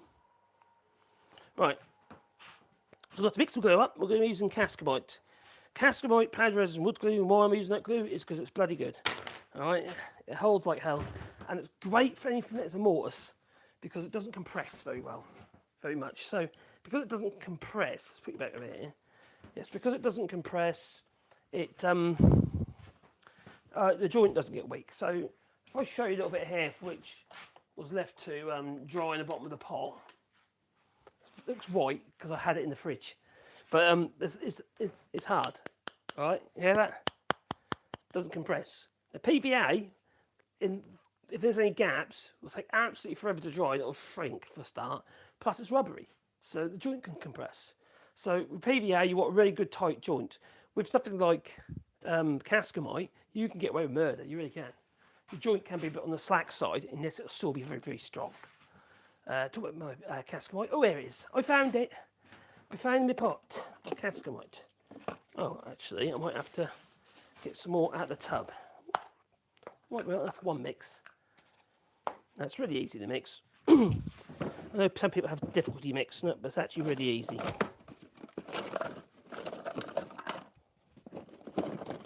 When you get the hang of it, you get to understand how it... Hang on, that will do. That will be my little mixer. Use a pot like one of these. An old one I used to get rid of the old casserole out of the pot, so that's gone.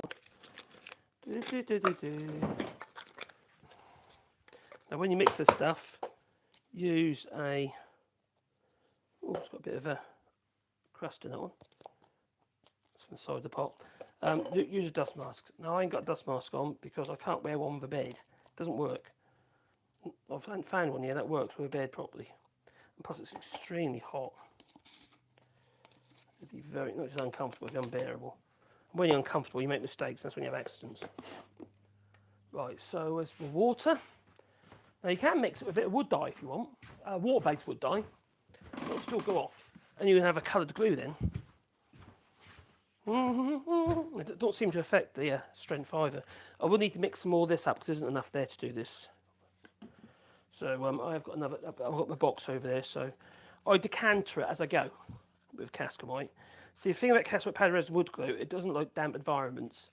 And what happens is it'll take the humidity out of the air and effectively go off. So you need to keep it fairly dry. I'm getting halfway down that tub over there now. So I'm getting to a stage now, I'm thinking to myself, maybe it's a good idea to start decantering it out of the tub, which is here, into something smaller. So that way, if there's any, every time you open it, you see, you're adding more air into the mix. And if you're not using it quick enough, like I am using it quite quick, I'm halfway down. So I'm going to decanter this now into smaller tubs. And that way it lasts longer. It won't actually go all like, you know, a bit lumpy, harder to mix.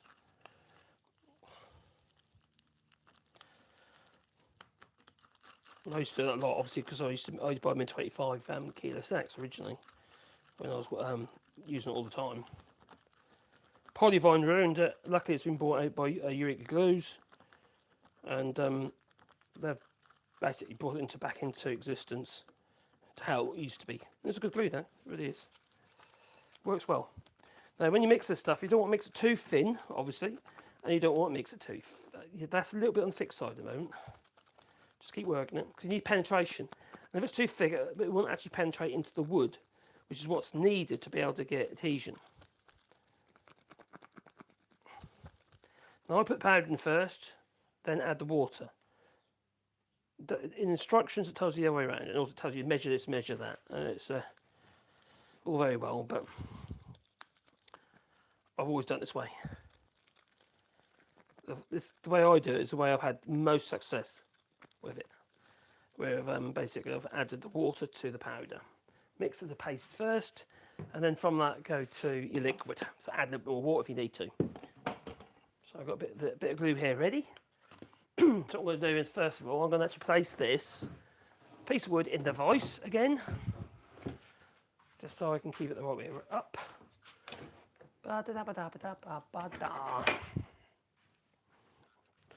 And we can get the glue in the owl. Sticky stuff in the owl. We all try to do that occasionally, don't we?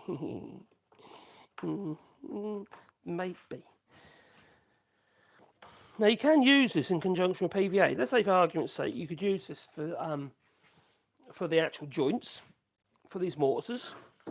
And I'll tell you, might even do it with this. The mixture of defreeze. It's internal. It's not going outside, is it? So it's not going to matter. Yeah, although cascamite is waterproof. So I'm going to use, I might see how it pans out. If I've got to mix more, I'll use all cascamite. But if I don't have to mix more, I might actually just use some PVA on the main joint. And then, and obviously just the cascamite in the mortises. It might sound a bit crazy, but what it means is that the mortises will won't have any compression in them. Well, it doesn't really matter on this job. The compression's not an issue because it's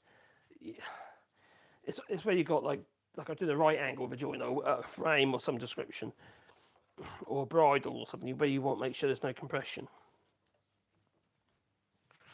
But for this job, it's not really a compression. You want it to grab, stop it from pulling. So it's more of a tensile strength than the actual leverage itself. Make sure that's all there. Will I have enough glue to do just the mortises and then move on to the PVA? Yep, so there's nothing stopping you don't use them both, as long as you don't try and mix the two together. That's a silly idea. Don't do that. That's not really going to help you. What if it go off? Is it worth an experiment? Might be. Okay, that's in there. Got one there. Or two more. God, have I got enough? Have I got enough just to do those last two? Ooh, just, no, might not now because I just spilt some. What an idiot. Oh, sorry, I'll get it. Yeah. It's gone onto my bench. And my bench has got to, after doing all those louver shutters, so when you insert in the louver, you end up like pushing glue out behind on the back of the louver, and it just goes all over your bench. So I need to sand all my bench down now. They can't expect that to happen. Now, if you do small glue ups, let's say for inside, you make little boxes and stuff like that, and you don't want it to stick to anything other than where it's meant to, you can you can use baking sheets. Now, obviously, you can use greaseproof paper if you want. That works as well. But you know those reusable baking sheets, like the Teflon coated ones with the PFAs to make you sterile. Those ones. Well, then you can use those, and it won't stick to your bench or anything. It worked really well, actually. Otherwise, greaseproof paper will do the job. Oh, look, that might be too much glue, that one. There, put on there. Maybe a bit more in that one. That's good. So we're just going to plonk these in the hole. Let's put them into the widest piece first. Use my 4 hammer. 4! Not that kind of hammer, no! That kind of hammer. And then we'll get some PVA on it as well. Hopefully it lines up. That's where it gets tricky. If you haven't got quite right, if you're not quite right with your actual mortises, the lining up will be a bit more tricky. Yeah, well, should be right there. Now you can actually make life easy if you just sand. You're using the linen shed, just run around the linen just to round the ends off a little bit, and then it'll guide into your mortises a bit easier. But I forgot to do that because I'm an idiot. I'm an idiot and I'm okay. I sleep all night and I work all day. I'm getting my PVA and we're going to be using Eureka's because they very kindly sent it over to me, and it's actually very good. Just white wood glue. This is a D3. So I'll grab a bit of that. Now I'm going to be using my very special spready tool for the spreading of the glue. I'm going to put a bit on that one as well. Prime the surfaces.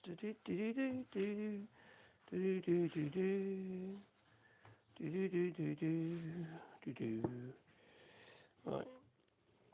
I'll be using the tool I'm going to be using is a wallpapering tool. A wallpapering tool, yes. Wallpapering, what, you use a sponge? No.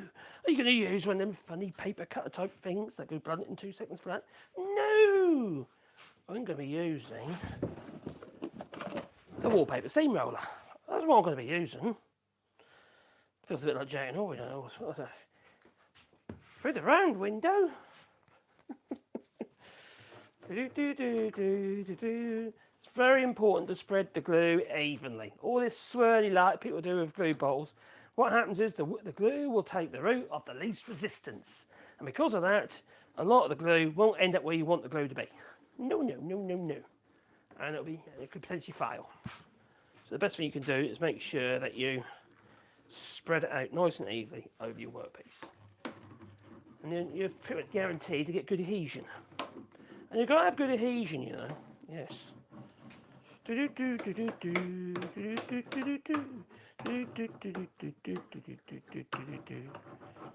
put enough on there.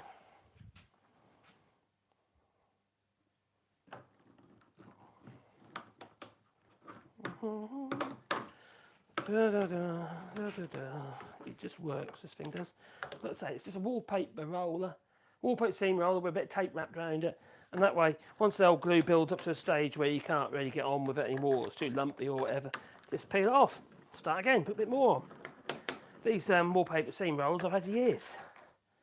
Been using them for years. And you buy all these fancy blooming glue spreaders and stuff, and that's 5 bloody minutes. You forget to clean them between jobs for whatever reason, and then you're chucking it away and starting again. What's the point of that?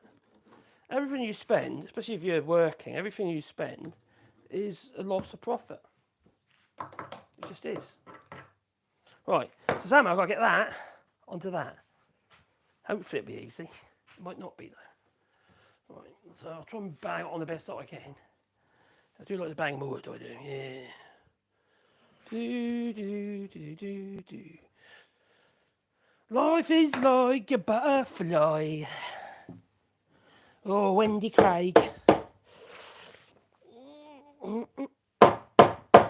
What's going on? It's going. There she blows. Get on there, you. Get on there.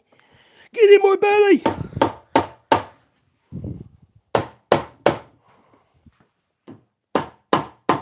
Oh, just pop their end off. Do you want the easiest to bang it on there like that? I'll tell you what I'm going to do. I'm going to do it the easier way. I'm going to use clamps. That's what I'm going to use. That way I'll stay put as I try to squeeze them up. That's my plan. Let's use clamps. Might be a better plan. Might not work, but we'll see. Do do do do do do do. Do do do do do. Oh, that's going up. Yes, it's definitely a better plan. Another one. I'm sailing. I'm sailing. I miss sailing, I do. I used to sail a lot. I got my day skipper, you know. Yeah, I'm a yacht masters. They were the days. Do do do do do do do. Unfurl that spinnaker. But these days, I'm a bit landlocked. There's lakes, plenty of lakes here. But the sea is too far away. Well, not that far, I suppose. 5 hours. It's far enough, isn't it? In La Rochelle or somewhere like that.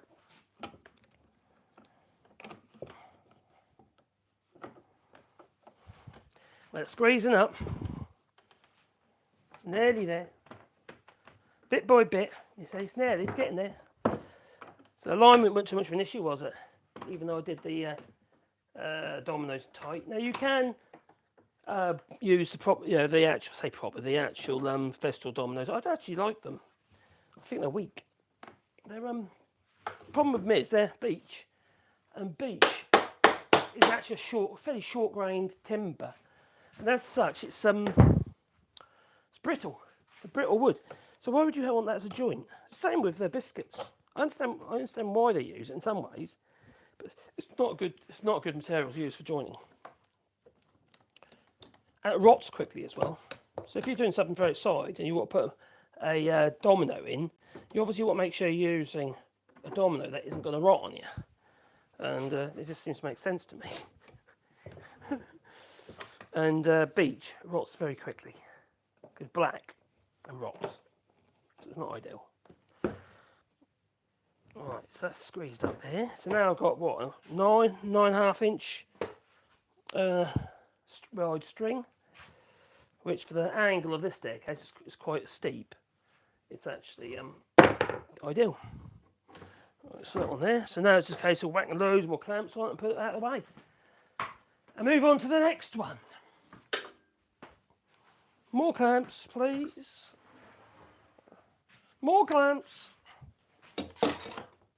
So what I'm doing, for starters, I'm putting a clamp wherever there is a domino to start with. Now once it's actually all gone off tomorrow, I'll then probably go live again and I'll run it through the thicknesser and true it all up. Or both will be done by then. And I'll true them all up and then think about the treads. So the treads themselves all be made out of the same material. So that's all got to be considered, as in the width of the material, because it's not necessarily, they're not going to be wide enough treads. 150 mil is not wide enough for these treads. Now they're going on these treads, it's 175, so it's quite narrow, but I'm going to be adding, you've got to add a little bit of overlap. You see, it's from the overlap from the one tread to the overlap of the next tread. That is your going. It's basically where your foot could hook up on the actual tread.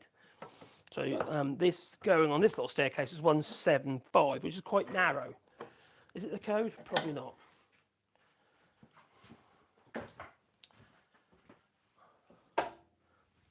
But there isn't room to get any more going. There just isn't. So we have to sort of work with what we've got. No one on there. Squeezing it up. Squeeze her up. And the glue, even though it didn't put, see, I didn't put way too, I put loads and loads of glue on there, but squeezing out, so there's obviously enough. When you see if you put these tops together and the glue's oozing out blooming everywhere, won't mess with the benches. It's not actually going to make it stick anymore. Providing you've got good coverage, which has to be enough coverage, your workpiece is going to stay together. Your project will stay together. It just will, because the glue is there. And it's all the way through. If I tip it up the other way, if you've got glue, yeah, and from the other side as well, that's all coming through. Full coverage, good, good, good. If I get these next clamps on.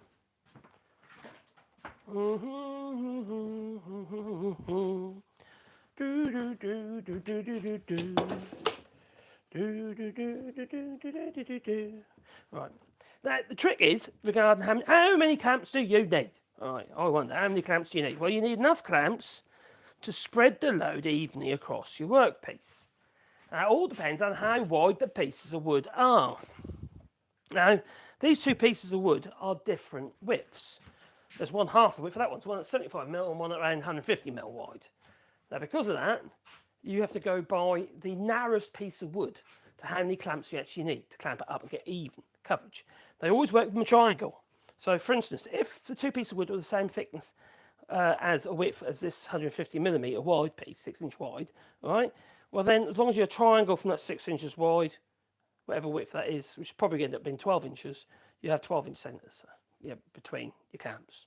But because the piece of wood I'm using there is half the width, that piece of wood, I need to actually think about that. Well, that's where the load has been spread. It's going to be spread unevenly.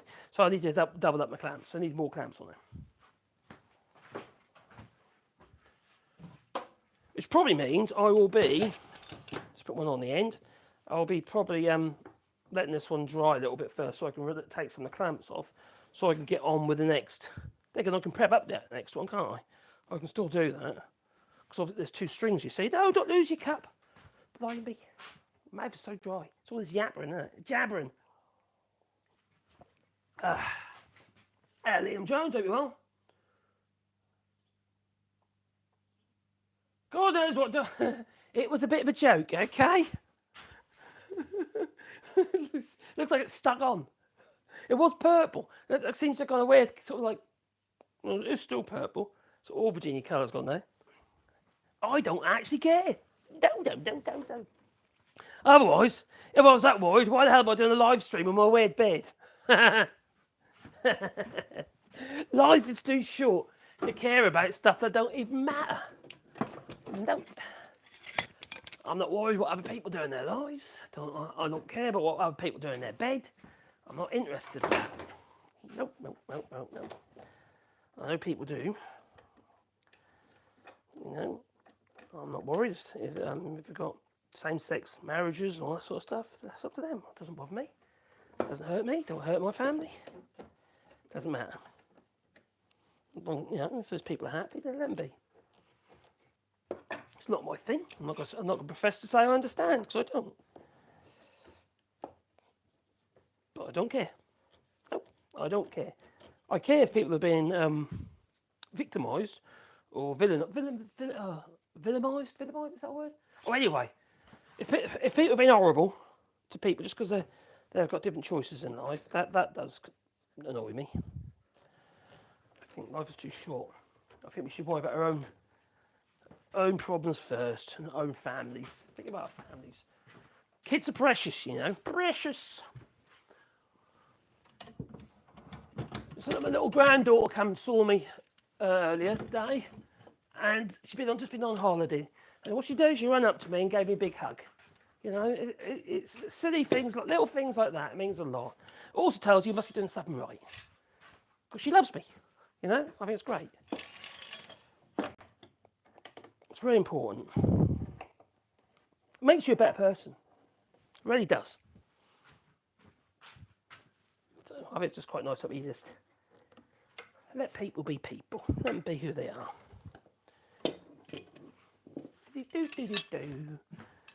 Right. Jabbering myself with this flipping long clamp in my big fat belly. Oh, blimey. These things are sent to try me. That's the only thing about when you're woodworking, is there's always something to hurt you. If it ain't sharp, it's pointy and hard. Ow, ow, ow, ow, ow, yes. Anyway, we've got that one clamped up.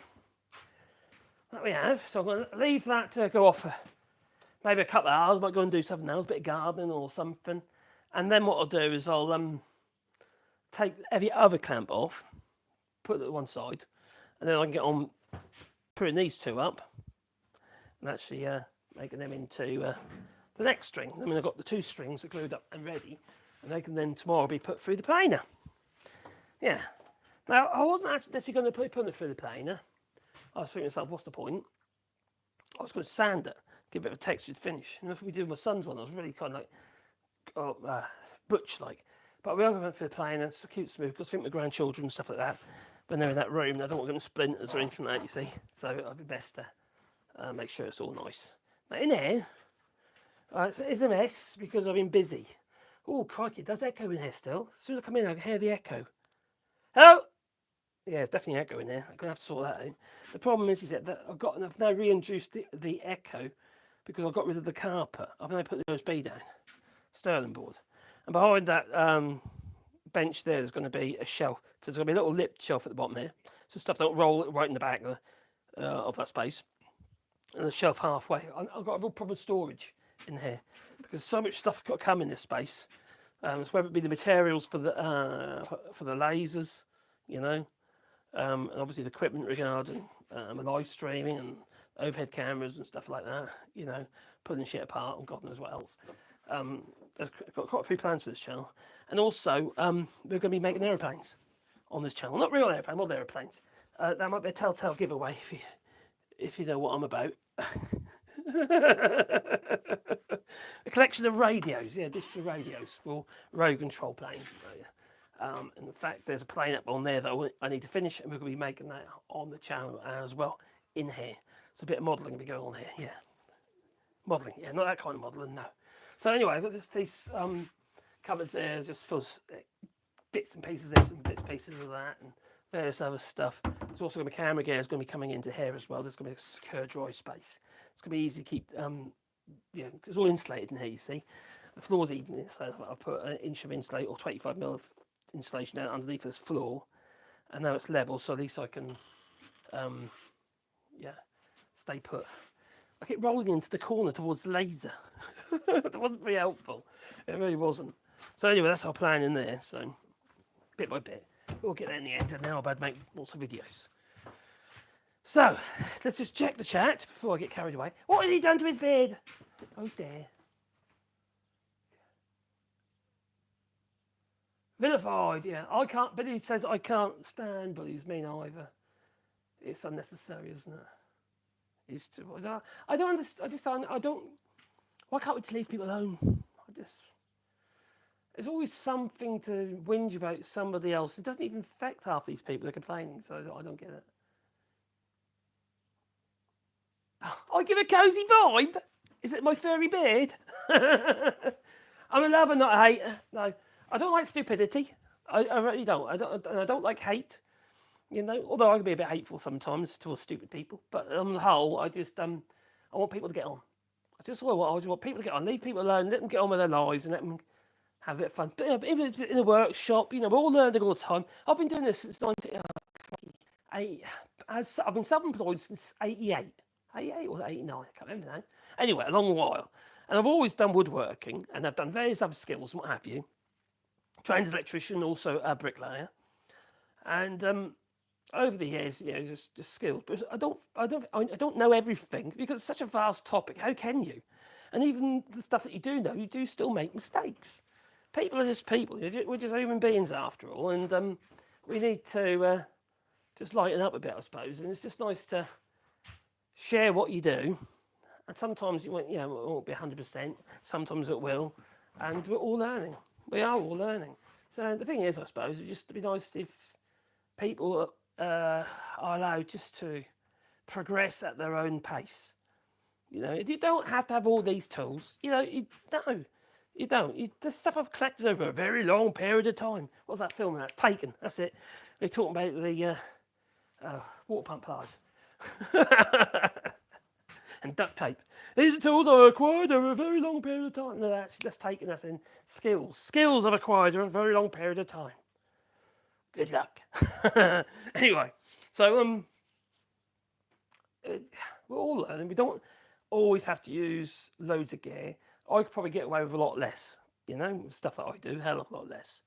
And even though I've got my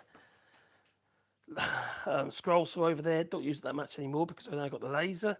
And it's like a lot of things, you don't have to have all this gear. Just use what you got and take it. That's all you need to do. Alistair, you're back.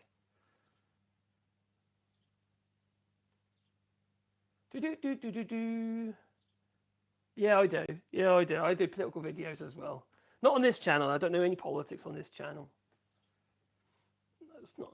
It's not what this channel's about. But I have got a political channel. Yeah. It's died a death a bit, to be honest. But it used to do really well, and now it's last couple of years it's got really done a death. It has. Like I did a live stream last night. I don't think any notifications went out hardly at all. But there you go. How many things have you... Oh, crikey, how many things have you made? Thousands. Absolutely thousands. Crikey. In that time, blimey. Windows. Doors. Big old chunky doors. Big old thick oak doors. Especially here in France with whopping great rose-head nails and stuff like that. Just for effect. Old, reclaimed ones. Oh, barn doors.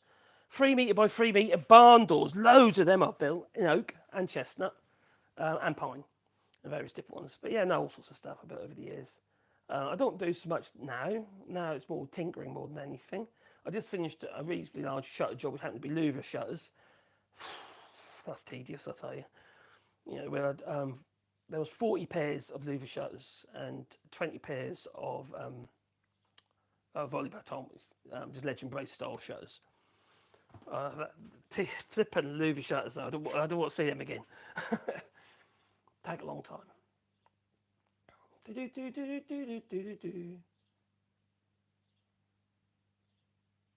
Yeah, you could use biscuit joiner. I do have biscuit. I've got a DeWalt biscuit joiner. It's a good machine. But if I had a choice, it'd be the Festool every time. Different machine anyway. They're for different jobs. It's good for alignment. The old. As I say, I've got one. I can't even see it. Where's it gone? Where has my... oh, it's up there. With a jig sitting on top of it. It's a good machine. It's good for aligning boards and stuff like that, the old biscuit joiner, but not much else really. I wouldn't do the old Norm Abram and start putting cabinet doors together. From the New Yankee Workshop. Steve McGowan, hello, my buddy. Hope you're well.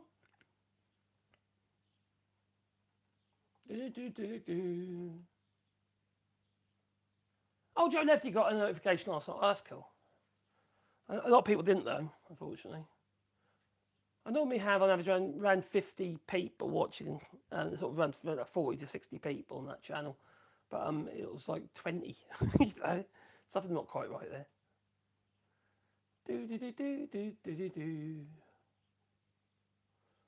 What are you doing? I'm making a staircase. So if I just grab my... Here is my schematic. Blackboard, yes. So basically my going is only a very short going of 1750 millimetres, and the rise is 2100 millimetres, which I've worked out I can get away with 11 rises, in this case giving me 10 treads effectively. No, 10 rises, 11 treads. So I've knocked that down to get an extra. Yeah, that's fine. To make the actual rises a little bit lower because kids will be in there and they've got short legs. Yeah, when they visit. It's a mezzanine. It's just a mezzanine staircase. It's no backs, just open staircase. It's not quite a ladder, but it's not quite a staircase, if you know what I mean. So the angle is going to be around 30 to 40 degrees-ish. Nearer 40, but 35 degrees. Staircases generally you look around 42 to 44 degrees. Around 40 to 42 degrees for a standard staircase. God, I think I've done about 15 to 20 staircases here in France, oak staircases. And the most complicated one I made, I had to turn all the spindles up and newel posts up on this lathe here. That, you know, plus it had 16 risers. It was huge. You know, that ceilings were so tall, really, really tall ceilings. So that was interesting one. Plus, the walls leant out and at an angle that way as well. So basically, it had angles in both directions, and that I had to make the staircase to suit. The handrail was continuous from top to bottom, which means I had to put with those handrails on the staircase. That's basically going round on dog legs on itself, or kite winders, sorry, round and round and round and round and round. That handrail. You don't actually just construct it to a round. You have to put a twist in it at the same time. It's really complicated. You have to make it in separate sections. So that was a complicated staircase. That was lovely. It really was lovely in the end. But crikey. So you can take on some of these jobs. You think, God, well, it's a challenge. But you think, God, I don't take this on for. So.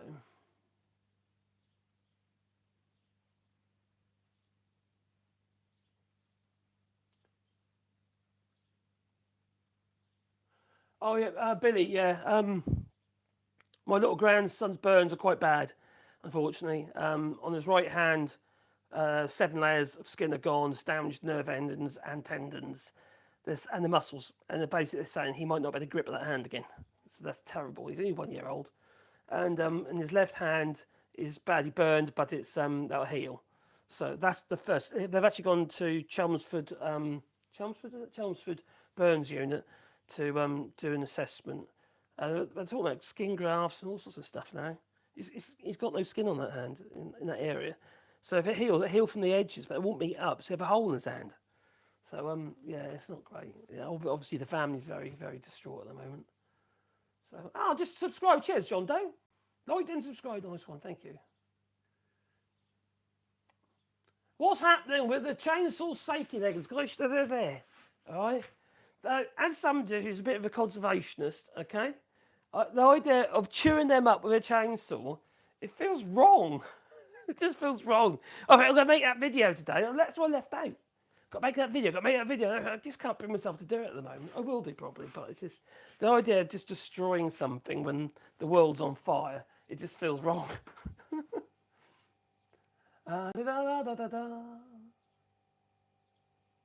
Need to take it easy myself. It's too hot here. It's very warm here today. No, you're not crying, Billy. It's fine. It's my daughter would be absolutely fine about it, but she's very upset at the moment. I mean, you can imagine. She's absolutely distraught. Basically, what happened is the dad didn't. He left the barbecue unattended, which is a bit sick. To go for a wee. He obviously wasn't thinking. And then little Bushy. He's been in my live stream before. He's the one he pooped up. He threw up projectile vomit when he was a baby last year. And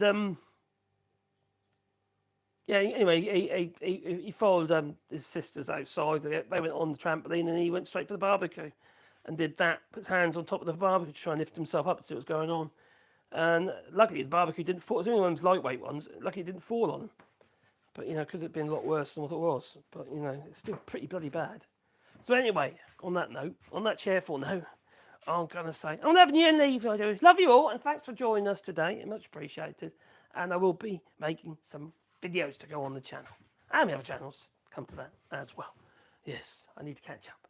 Time to go. Toodaloo. And thanks to the spanners. Where's the button? I can't see it. Oh, there it is. Do you want to stop stream? No, but I need to. And my voice is going. Yeah, I'm really dry. Toodaloo.